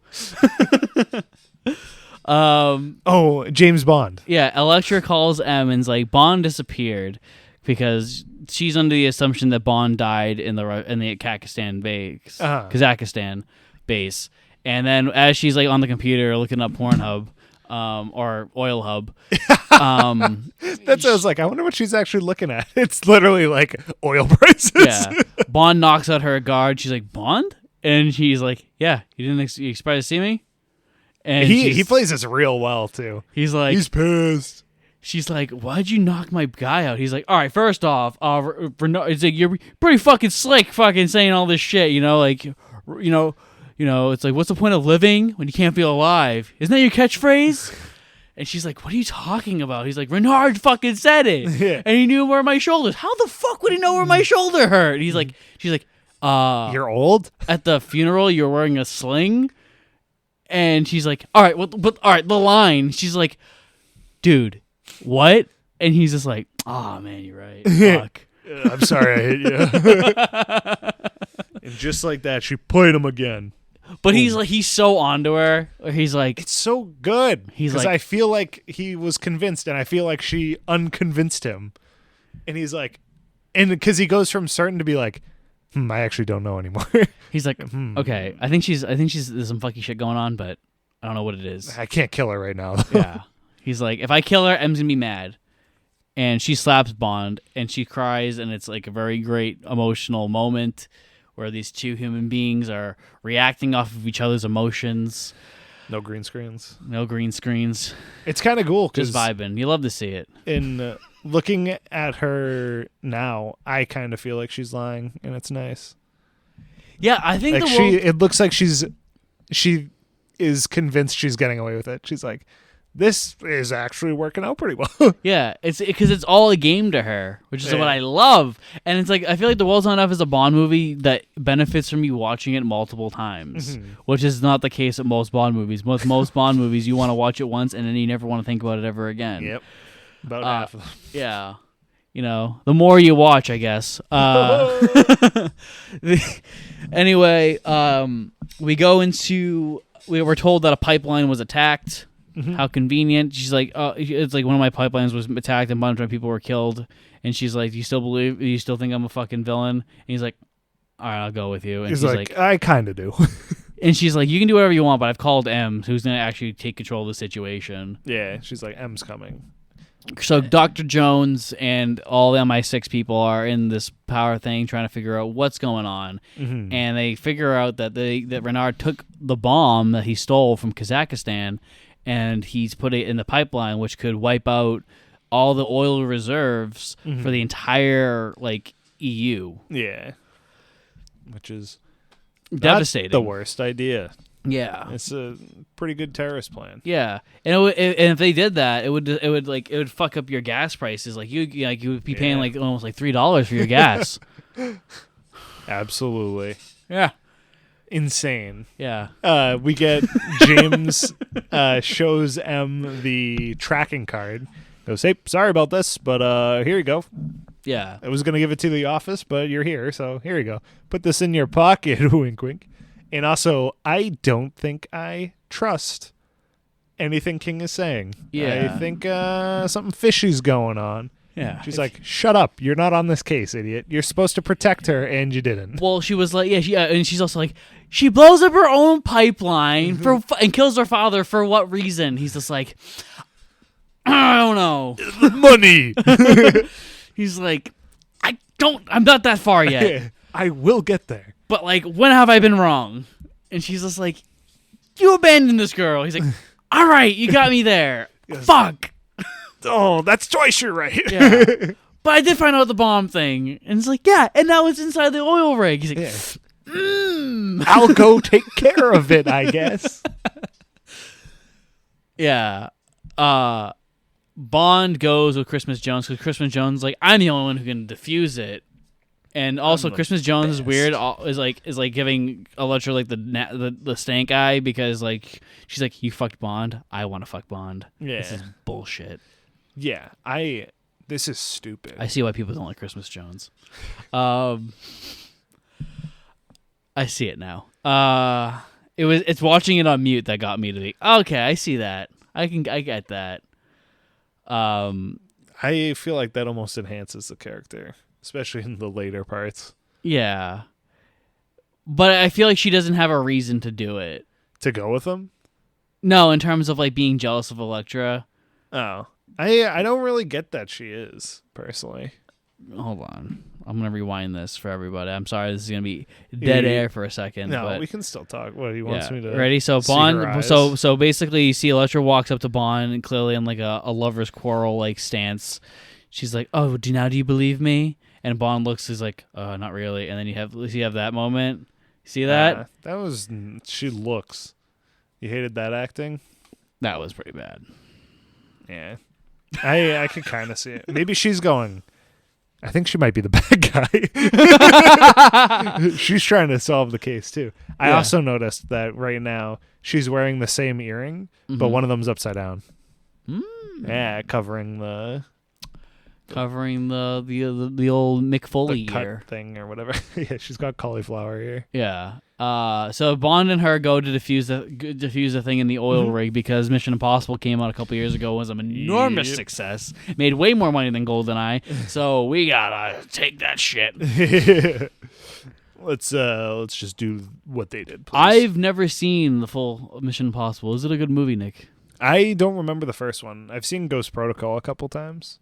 I don't know if Simon Pegg was in the first one. No. I started to get in the seat because I don't really care for Tom Cruise. Like, that didn't draw me to it. But Simon Pegg got signed on, and I was like, I'll check that out. That one was pretty good. I do love me some Tom Cruise. Yeah, I take him or leave him.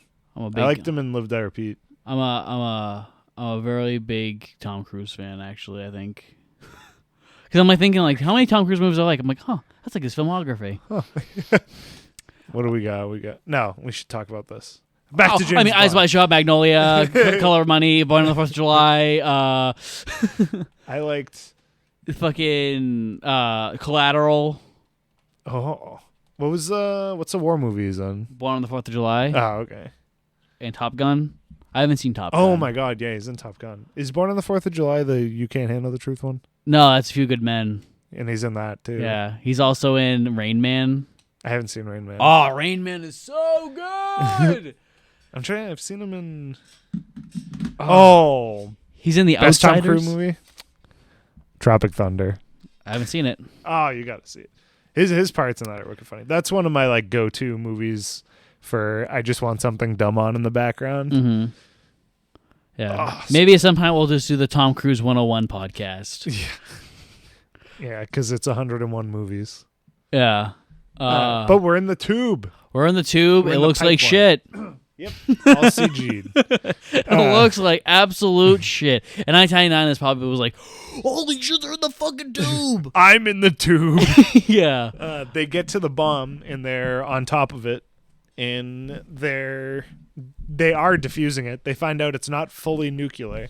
It's only like half potent. And so it's like, enough to be bad, but it's not the full nuke. Yeah, it will blow up like a small section and nothing else. Yeah. And Bond, and then that moment a light bulb hits Bond, it comes to the Bond, was like, ding! That bitch is in on it. Yep. And he's like, I was right, you motherfuckers. And he's like, don't defuse the bomb. We're stopping this fucking thing. And he stops, and then he jumps off. The bomb blows up. Yeah, they try to stop it, but they can't. So they just jump off. No, she could stop it. No. I mean the cart. Oh yeah. Like he's like, we just gotta jump.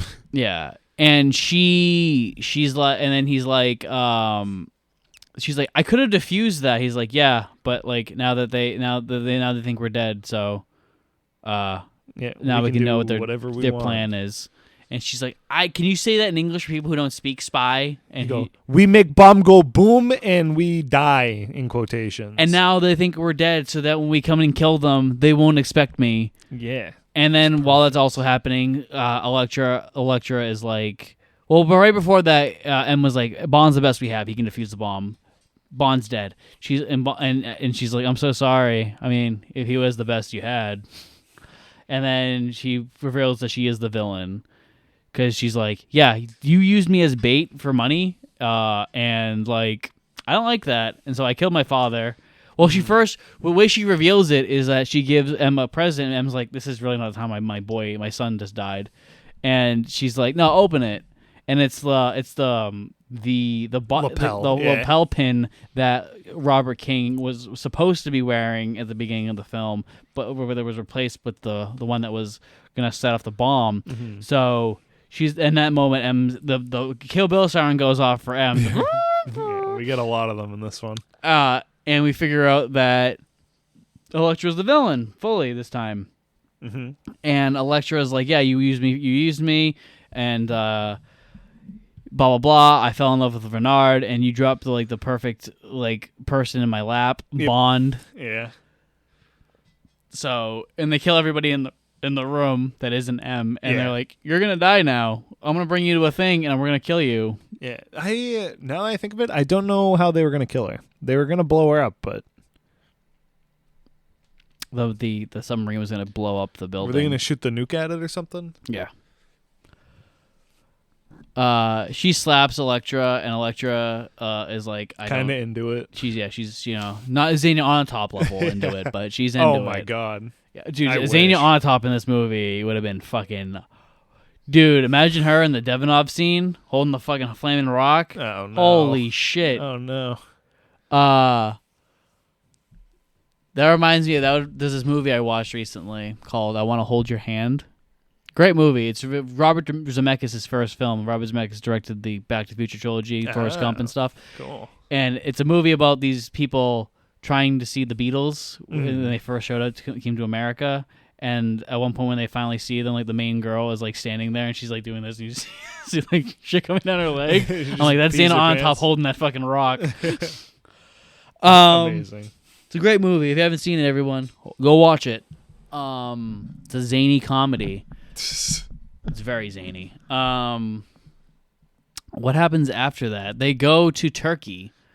And that's where they're gonna keep M. Yeah, and basically Renard is like, "Hey, here's the thing, and here's the rest of the weapons grade plutonium that was in the bomb, so you can make your own bomb." Mm-hmm. And then he's like, and she's like, "Well, I got you a present. It's M." And she's like, "Oh, the woman who ordered my death. Sick. Yeah. What's up?" And he's just like, "You comfortable? Actually, it seems like a pretty good setup. Like a drink or something? Yeah. Can I get you anything? Here's a clock." Yeah. And then they're just like, blah blah blah, it's bullshit. It's again explaining the mission even more. Yeah. But how does Bond decide to go back to Valentine? Well, we're almost there. So slow. Jesus, Nick, come on. This one, I told you, it takes so long to get there. Well, Renard and her have one more conversation before they leave, and she's like, "I hope you're proud of what you did to that one young girl." And he's kind of like, "Actually, she kind of did this to me. I didn't want to hurt her, and she just kind of wanted me to be her bitch." So I kind of agreed because she's kind of hot. I'm kind of into it. Yeah, he's like, "I'm actually kind of submissive." And then they try having sex. He punches the hole in something, and they have a weird non-sexual thing. Yeah. Because she's like, I kind of wish I was getting dicked down by Bond. He goes to Valentin Sikovsky because he's like, that's the logical person that would know what's going on. Mm-hmm. And Goldie calls Elektra, and Elektra's like, Bond's still alive. And they're like, send in the choppers. Send in the chopper. They trick Valentin Sikovsky by trying to be like, hey, there's a hot chick on your bed or on your couch, and then Bond pulls a gun on him. He's like, you can literally just say hello. We're kind of friends, man. Yeah, and he's just like, But Bond's mad. He's just like, yeah, you like almost had me killed. And he's like, I have no idea what you're talking about. We made a deal about an oil. You said a bomb? Yeah. And he's like, wait, you don't know about that? And then a helicopter with razors comes in. Yeah, the ones that are used to cut the branches to keep branches away from the pipeline. Mm-hmm. She had 2 of them, so she sends them on the house.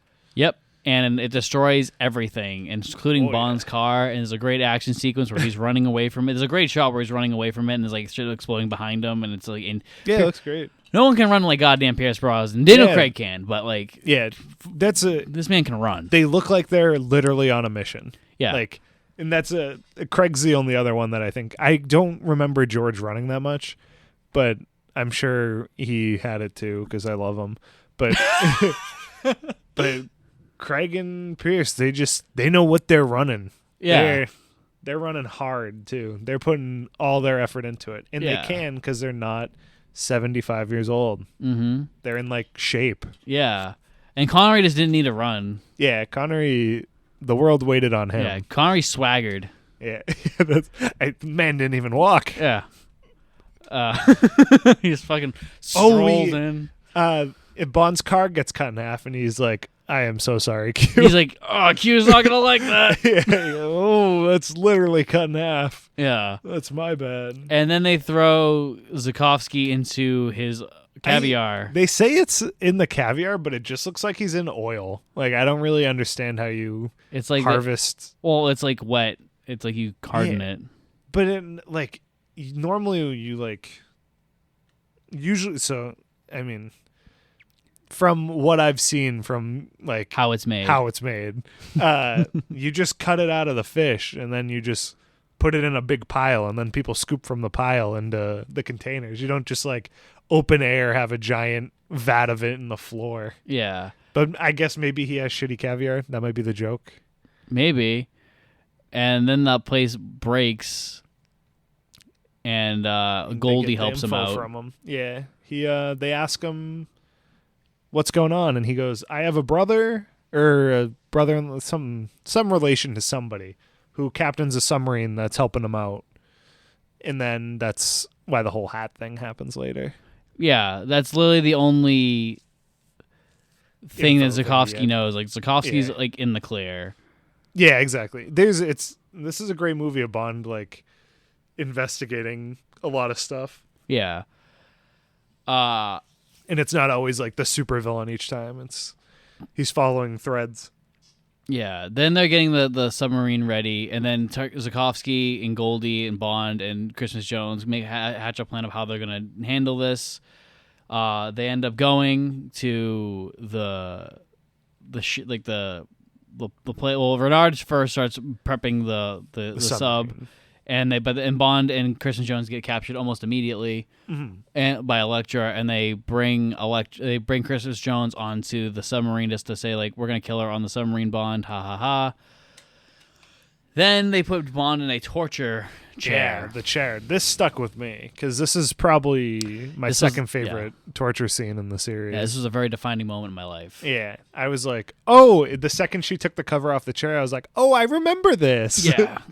I was like, because he makes some gnarly faces too when it's tightening on him. Mm-hmm. This is a great scene. I think that people underrate Pierce as an actor. He does. He's a really good actor. Yeah. Like, I'm impressed with everything he's done in this. Yeah, I think because like everyone's like, oh yeah, he was great at the action and the one-liners, but like he's like, but Dalton is the real actor, which Dalton's a great fucking actor. I think they're like on par with each other, honestly. Yeah.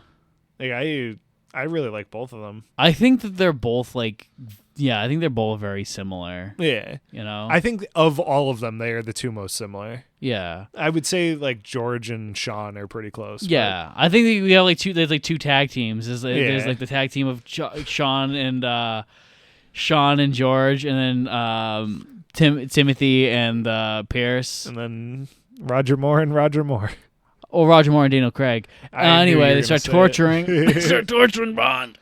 And it's this chair that you crank it, and a pillar comes out to press against your neck. So it will snap your neck eventually, but it'll be very painful. It's 5 turns. Mm-hmm. And he's like, "Oh, this so you can, so you people have to use your father's oil." He's like, "It's my oil, mine." Yeah, me and my mom found this. Well, my mom found this, and it was supposed to be me, but he took over. Yeah, and she also shows her gnarly ass ear, and Yeah. Bond, and she also gets on Bond's like lap, and I was like, "Oh damn, I remember that when I was a kid." And that ear is gnarly. It looks like she bit it off. Like I don't know what she did. That's probably like a hot knife. I wish. What if it was like a prosthetic ear, and it was like completely gone? That would be fucking. That would have been metal. Because that's like in Skyfall, he has like the fake jaw thing. Mm-hmm. I think that looks pretty gnarly, and like that looks sick. Another thing Skyfall took from the bras. Yeah, Rules Not Enough. See, everyone hates on. Also, I mean, it's a little different. One is a cyanide capsule he took. It's just like very like you know. There's a lot of things in this is happening in this. Yeah, that happens in Skyfall. Also, she goes she at one point. She holds it for a while too, like 3 shots. Yeah, and they kill the guy on the submarine earlier. Yes. And who whatnot. is Valentine's buddy or brother, relationship? Who knows? They're it's not important. It's important, but it's not important. Exactly. She's also gets on Bond's lap. She's like, "You couldn't have killed me not after we made love." Blah blah blah. She kisses him, and he goes like, "One more screw." And as that happens, you hear the gunshots going off, and Valentine and his crew are together. Mm-hmm. And somehow they're invading the island. Yeah, or lighthouse type thing they're in. Yeah. Also, I forgot to say Goldie betrayed them earlier. Yes, he's the one who, while they're trying to decide what to do, he sets off a bomb in the meeting room they're in. Yeah. Zukovsky goes up there and he's like, and he sees Goldie. He's like, "Boss, it's so weird to see you." He's like, "You too." And he shoots him. Yeah. And then Zukovsky goes upstairs. He's like, "I'm looking for a big black submarine. The captain's a very good friend of mine." And then he sees the hat. He's like, "Bring it to me." He's like, "Oh, it's weird. He just left." And he just shoots him. Electra shoots him.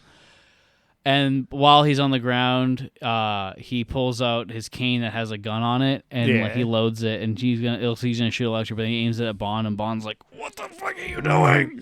And he shoots Bond's like wrist cuff, the cuff, like holding him to the chair. It's not like a police cuff; it's like a big medieval cuff. So yeah, it's not like he hit any Bond skin. Yeah.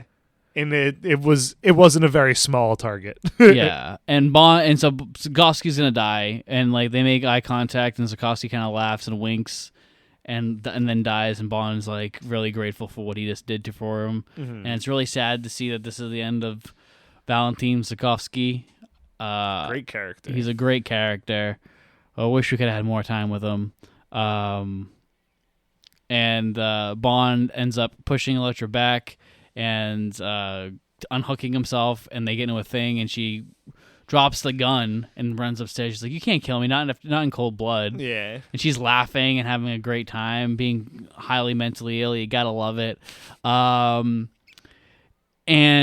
then you hear he's chasing up the thing, and you hear him go, "Bond!" And he lets her out, and he chases her, and then he goes back to chasing Electra. The way they found the island was the missile tracking device that Bond had put in his pocket and then gave to M. She still had in her pocket because she got kidnapped after Bond gave it to her, and she was able to give it some electricity, so they were able to find her. Ah. And that's what they were like meeting about when the suitcase bomb went off. Ah. Okay. Ah. It came back. Ah.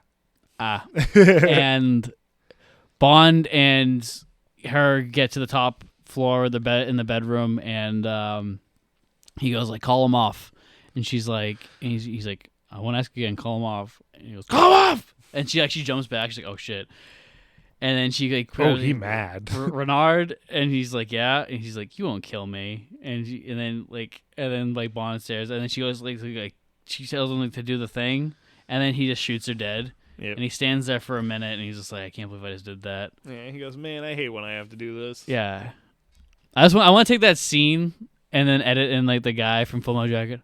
Hardcore, man. Yeah. Fucking hardcore. And the whole time M watches too. Yeah. Well, didn't she walk in right after he did it? No, I think she sees him pull the trigger. Okay. This would be a good thing for her to bring up in later movies, but we're not gonna have that many more later movies where this is the continuity. Know what's weird continuity wise? What? That M's still Judy. Yeah. Well, they address that. Oh, okay. Because in these ones, you know how in GoldenEye, she's like, "You're a relic of the Cold War, and now I'm in charge, so now things are gonna be different." And in Casino Royale, she's like, "Oh, if an agent did that, he would have the decency to hide his head in the sand." Christ, I missed the Cold War. So it shows that it's the same fucking thing, but it's two different M's. Yeah. It's okay, I guess. M does walk up after he kills her. It's like while the trigger is pulled type thing. Yeah. I thought she watched more of it. Yeah. And Bond doesn't waste much time to talk to M about it. He takes his jacket off. He jumps into the water. And we have our big climactic submarine battle sequence. And it's pretty cool. It's a little boring. Okay. The later half of it is. Once the once the submarine has touched the bottom, it takes a little long. Well, the thing is that I was sitting on the couch with my family drinking some chocolate milk, playing with my Batman toys, and I gotta tell you that this was exciting as hell. Oh yeah, and this is another thing I remembered, because I remember the submarine, he accidentally sends it down instead of up, and I remember the submarine being completely sideways always freaked me out as a kid. Yeah. Do guns work if they get like that wet? It depends on the gun. They can. I'm sure his would. Okay. But he doesn't even use the gun after that, does he? No. Oh, you mean right there? Yeah. Yeah. He might have been bluffing. He saves Crispus Jones, and they... What a goofy move. He just hip checked somebody's neck to break it. Yeah. This is a little weird. And basically, him and Renard, big action stuff happens. They're trying to defuse the bomb. Yep. And fucking Bond's got to kill the bad guy. And him and Renard fight, and she's like, soon, you can't kill me, I'm already dead. And she's like, funny thing is, so is she. And he's like, you're a liar. Yeah. And it's pretty good. Yeah, they get into a big thing. He locks him into a cage. Renard pushes the thing in there, but because of the pressure it's putting, it shoots like one of the vat things off. Yeah. And then Bond puts it back in, and it makes it shoot out. And she's like, she's waiting for you. And he pulls the thing down and shoots the thing into Renard, and Renard dies. Mm-hmm. That's the gist. It's all right. Yeah. It's a good death. And then we go to MI6, and they're all kind of mourning things and trying to find where Bond is. And Q finds his body temperature in this building. Yeah, they find his car. Yeah. Wait. Oh wait, we're missing something. First, it's Crispus Jones and Bond sitting outside, and he's like, I thought, she's like, are you ready to unwrap your present? Oh yeah. And then they have sex, and then you see the warm bodies. Thing and the zombie movie, and you see her legs, and she's like 007, and then Q turns it off. He's like, "Oh, something malfunctioned. Y2K." Yeah, and the millennial bug. Yeah, and we should call him R in this one. Yeah, and then Bond is kissing Christmas Jones, and he says this is very interesting. She's like, "What is?" I thought Christmas only came once a year. I think it should have ended with the unwrapping the present joke. I thought that one was better than Christmas coming. I like the Christmas coming once a year because I was a kid. I didn't understand it. Yeah. But all the adults like, left. All the adults left, and I was like, "Oh, yeah, this is good stuff. Good, clever." I can't wait to do that to kids. You don't get that. You're a dumb kid. What's her name again? Christmas Jones? Yeah, dude. For some reason, I'm like, Christmas comes once a year. What's her name again? No, dude, Paris got stuck in my head for some reason. Yeah. I have no idea why. But Christmas Jones, her acting dissolves in the later half of this submarine section. But as that happens, her shirt gets wetter, and Nick stops paying attention to her acting. The balance offset. Yeah. And then Nick's like, I just need to see her boobs. And I'm just like, Nick, just watch Wild Things. Yeah, I was like, it's not evened out. Yeah. And that's the movie. Yeah. So pre-title sequence. Let's get down to the nitty gritty, baby. I'm giving it a 5. Really? Big explosion.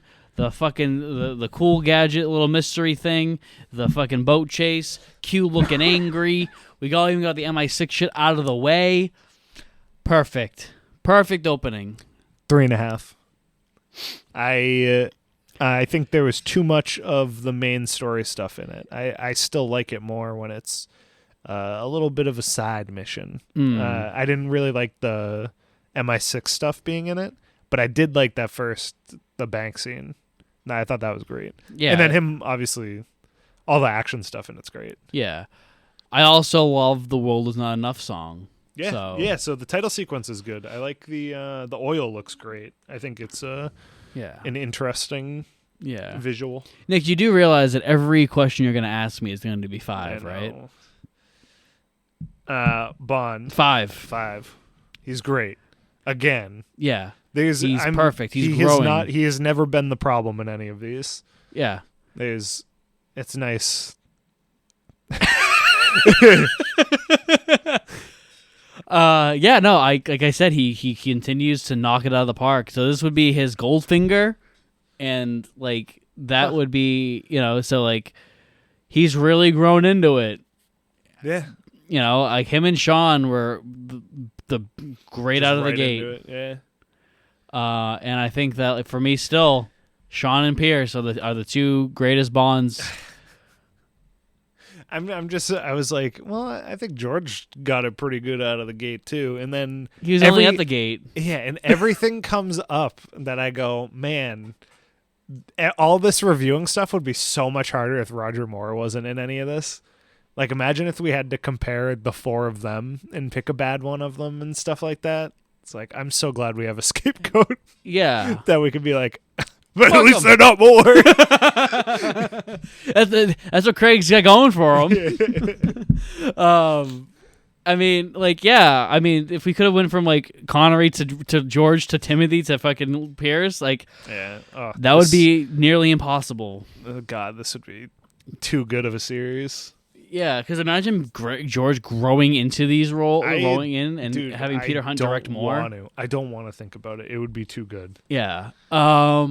Terrible. So you're still George is the greatest, but like once again, I gotta ask you: is it because On Her Majesty's your favorite, or do you? I don't George? Know.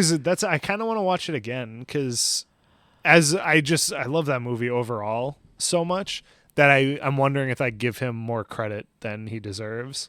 Because I was like, he's my favorite gun barrel. And then I watched all the gun barrels, and I was like, uh-oh. Pierce Brosnan's is the best. I was like, Brosnan's is the best. I was like, uh-oh. I still think you need to do that thing where you just, like, before we watch Casino... Yeah, just watch my favorite one of all of them. Yeah, just watch Dr. No to On Her Majesty, to Living Daylights. I can't wait to go. Yeah, Craig's still my favorite. This whole thing was for naught. I don't think it's gonna happen. I don't think so either at this point. I think he'll be up there. I don't think he's gonna be number 1. I think, again, it's one of those things where I feel like I could be swayed depending on what we're comparing every time. Yeah. But man, it's good. Yeah. We got Bond Girl, which I guess we have to do just Christmas Jones. Just Christmas. Yeah, I don't think we can do King. No. She's got to be the villain. I'm thinking like 2.5.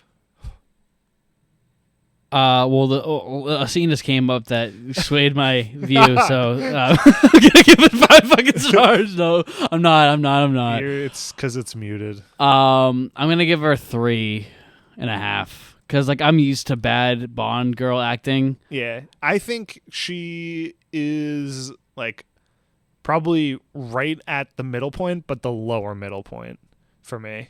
Yeah, I agree. Like she's definitely not the worst one. No, I don't remember seeing her. She gets fucked up. Yeah. I'll give her 3.5. She's definitely no Kissy Suki. Yeah, exactly. I give her like 2.5 to 3. Yeah. But she's definitely no Domino or Solitaire or no. fucking obviously, and she's nowhere near Tracy. Speaking of Tracy, that's two categories from now. MI6, right? Oh, well, Felix. We don't have a Felix in this. Yes, we do. Yeah, you're gonna count him as Felix? Absolutely. As he says, absolutely not, dude. That's where I got it from. Oh wow. Because you know how I do that all the time on sets, where I'm absolutely not, or like I'll just say it. That's pretty. That's funny. where I got it from. It clicked. That's funny. I'm surprised it didn't click when you heard him say it. Honestly, it's funny that you had to say it for it to be like, oh my god. Yeah. Yeah. He's 5-star. He's great. 5-star. Well, it's weird because he's also like a henchman, but he doesn't know it. Yeah, it's like but he's really giving Bond information that relationship. Bond wouldn't know unless Bond was talking to this guy who's trying to help. And for all intents and purposes, he's trying to help Bond. Well, I mean, he's withholding information from him until he's put in a death situation. But then he helps him at the end. Yeah, it's so a complex relationship. It's a complex Felix, which is what I want. Yeah, it's great. He's 5. He's 5. He's yeah, so good. I think I'm so glad he came back. I think his role in GoldenEye is better, but I think he's definitely more important in GoldenEye. Yeah, like in this, I think they could have written him out. Yeah, but like there are like I do love like I do think about things that he does in this movie a lot, like the Bond, James Bond. Yeah, you could have said hi. Yeah, you could have said hi. We're friends now, you know. But also I miss fucking who's strangling a cat. That's my mistress. Yeah. Take a hike. It's so good. Fucking, do you know how long winter goes in this country? Tell him, Dimitri. Well, it depends. Silence! Yeah. It's good. He's great. 5 stars. Yep. MI6. Then we have MI6, which there's a lot of M in this one. I think she does a good job in all of it, though. I'm going to give M4. I was going to say 4 or 4.5. I don't think it's her best performance, but from the way you were explaining it, I was worried that it was going to be like an ungodly, like unwatchable amount of M in this. No, we have to wait till Skyfall for that. Yeah.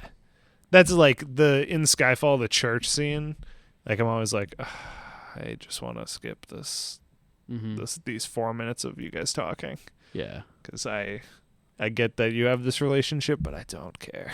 Yeah. I just want you to go get shot by the helicopter again. Maybe you might now. We'll see. Because you'll be having these movies now to build off of. Yeah. And before Skyfall, I don't think I watched all the Craig movies right before it either. Yeah. I think I just went in there like a normal movie watcher. Yeah. Anyway, we then... Yeah, I'll probably give her like 4. Yeah, that's what I'm thinking. Q's final scene was pretty good. I don't think it was a favorite of mine, but... I give it a 4.5. Yeah. Moneypenny's was pretty good. I did like when she got jealous of the... Oh, yeah. I'm going to give Moneypenny 4.5. Controversial opinion. I think that I'm actually joining Nick's side. Of what? I think Samantha Bond actually might be better than Lois Maxwell. Of the Daltons? No, Lois Maxwell was the Connery Lazenby Moore Moneypenny. Mm-hmm. Samantha Bond is the Brosnan Moneypenny. Oh, you think she's better? I'm kind of... I really like her. She's really great. I thought out of nowhere you're going to be like, I really wish that Dalton one got to stay around longer. I was like, whoa. Caroline Bliss is underrated. Yeah. Dude, I'm going to say it. I need to never say never again. Moneypenny is the best Moneypenny. It's just randomly on this episode. Yeah. I don't know. I think I like her with Sean was great. Her with George was great. Because that's when he actually kisses her, and that's when she cries when she catches the hat. I almost felt like there was a little too much of her in that one. But she was not a great crier. I thought she did pretty well. Yeah. I mean like ugly crying. Yeah. I also like the when she signs his like resignation letter, but she does it as like a leave. Yeah. That was great. No, you're right. But I mean, I think that this one really rivals her. Like, yeah. I think she has like some better moments. But I think like consistently, but then again, at the same time, we're only at 3 and she only has 4, and she went like 15 or something. I can't, I can't really compare them. We gotta compare the best moments. Yeah, it's like comparing. So it's like comparing John Cleese to Desmond Llewellyn. It's like John Cleese has this, and he has Die Another Day. I can't compare those cues to. And that's Q. like even Craig's Q. I'm like, I can't compare you to Q. Like, there's Q, and then there's you guys.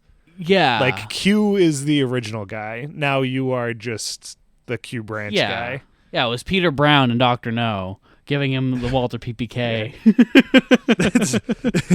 I'll stand by the OG always. Yeah.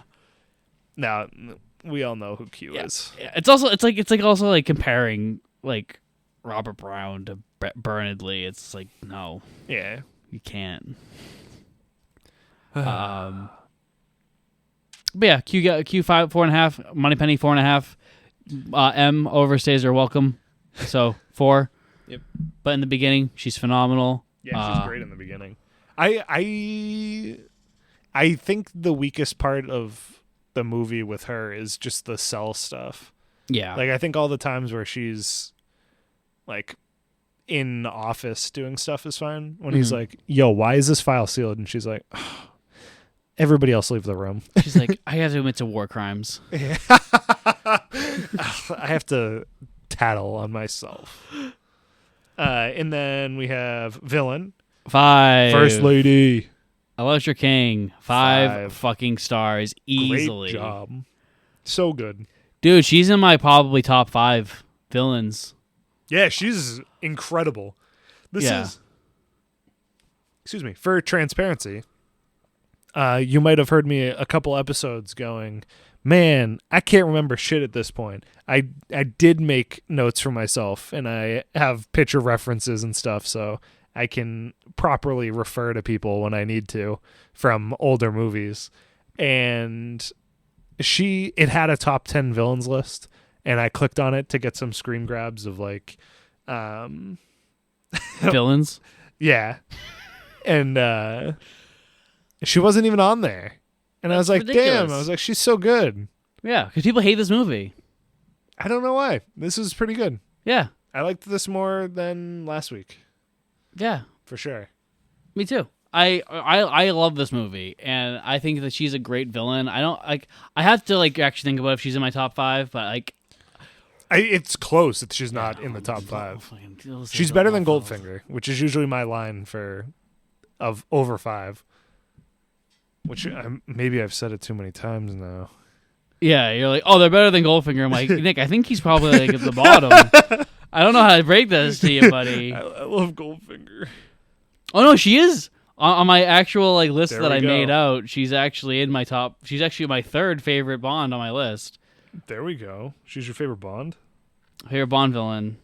And so yeah, it's like so my top 5 right now is 006, Telly Savalas, Blofeld, Electra King, Kananga from Live and Let Die, and Robert Davi. Actually, no, it's Emilio Largo and then Robert Davi from Sanchez from License to Kill. That's pretty good. Pretty good list. Henchman, She's great. Yeah, Henchman, I think he's all right. Renard, He looks so young there. like 40 years prior, man. Yeah, the In Memorial Of Q slide just came up of Q. Yeah. But Henchman. There's the guy with the dreads who's fine. Yeah, her original you think is a bodyguard. Yeah, he's fine. Yeah. I'll give it an all right. Yeah, and then there Renard, I probably give like a 4.5. I think he's really good. I'd give him like 4. I like the red herring stuff with him. Yeah, And I like that he ends up being a simp too. yeah, It's great. And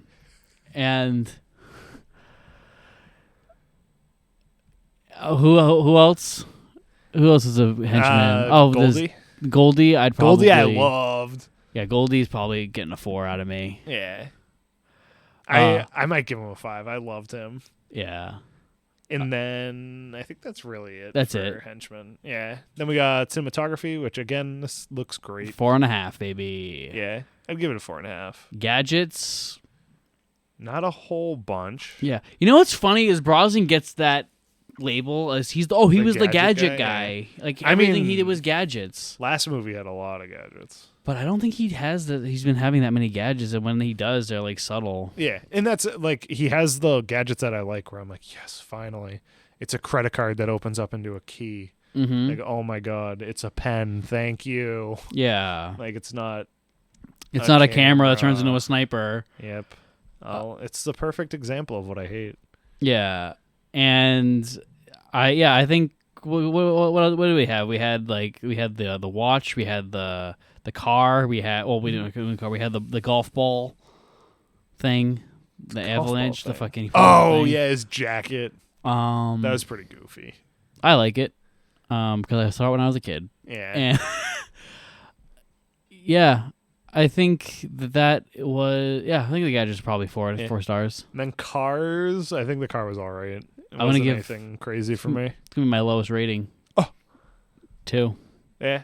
I'm not a huge fan of the BMWs that they use. I think this one was all right. Was the last movie a BMW? Yes. That one was great. That one was better. That was it had 2 rows. I'm not a huge fan of the coupe stuff when they do it. Because I'm not a huge fan of small cars. I think it's because I'm a large man. So I'm like, I can't get in it. I don't like it. Yeah. And that's all the categories. I think overall this was pretty good. I'd probably give it a 4.5. I'm gonna say this is my 6th favorite Bond film. This is up there as of right now. Yeah. I think this is top 10. This will probably push more out. Yeah. I am confident that this will be eclipsed by Casino Royale and possibly Skyfall, but I'm actually interested on that because like this one has a lot of the Skyfall things that I like, but does it subtle? Yeah, it's going to be interesting to see this versus Skyfall because there is a lot of common threads in it, and it's under like 3 hours. Yeah. So yeah, Skyfall was the first movie that I was like, oh, I understand acts because they were so long, and I was like, oh yeah, this is the line. Yeah. Yeah, so that's going to conclude this episode then, I think. Yeah, I think that's all we got. Yeah, next week we're going to be doing what many people consider the absolute bottom of the barrel before Quantum of Solace came out. And it's going to be Pierce Brosnan's final live-action Bond appearance. He would later appear in the video game, I think Nightfire and Everything or Nothing, which, for all intents and purposes, is the 5th Bond movie, like Brosnan Bond movie. Oh, really? Yeah. Is it its like original script? It's an original script. That's so sick. Willem Dafoe plays the villain. Oh my god! What is it? Is it on GameCube or PS2? And might probably have GameCube. I wonder if there's an HD remake coming. Nope. Yeah. Because if they would, they'd have to replace him with Craig. So. Nah. They've done that. What? Yeah, when they did like an updated version of GoldenEye, they replaced him with Craig. Why would they? That's so stupid. If I was Craig, I would have said, "Don't do that." Why? Because then he gets royalties off of it. Yeah, but I'd still be like, "This is stupid." Just have it be. I guess N64. It doesn't really look like anybody. Yeah, it's just kind of guy. Well, a funny thing about that is they were going to do in the original GoldenEye video game, they were going to do a thing called for multiplayer called All Bonds mode, where you and three of your friends could play, and you'd have Connery, Moore, Dalton, and Brosnan. Just fuck George. Yeah. Poor George. They don't want to pay that guy. Yeah. He was too good. Yeah. Anyway, that's going to be it, everybody. Yeah. We're wrapping it up. We'll see you next week. Episode. We're going to fucking talk about Die Another Day.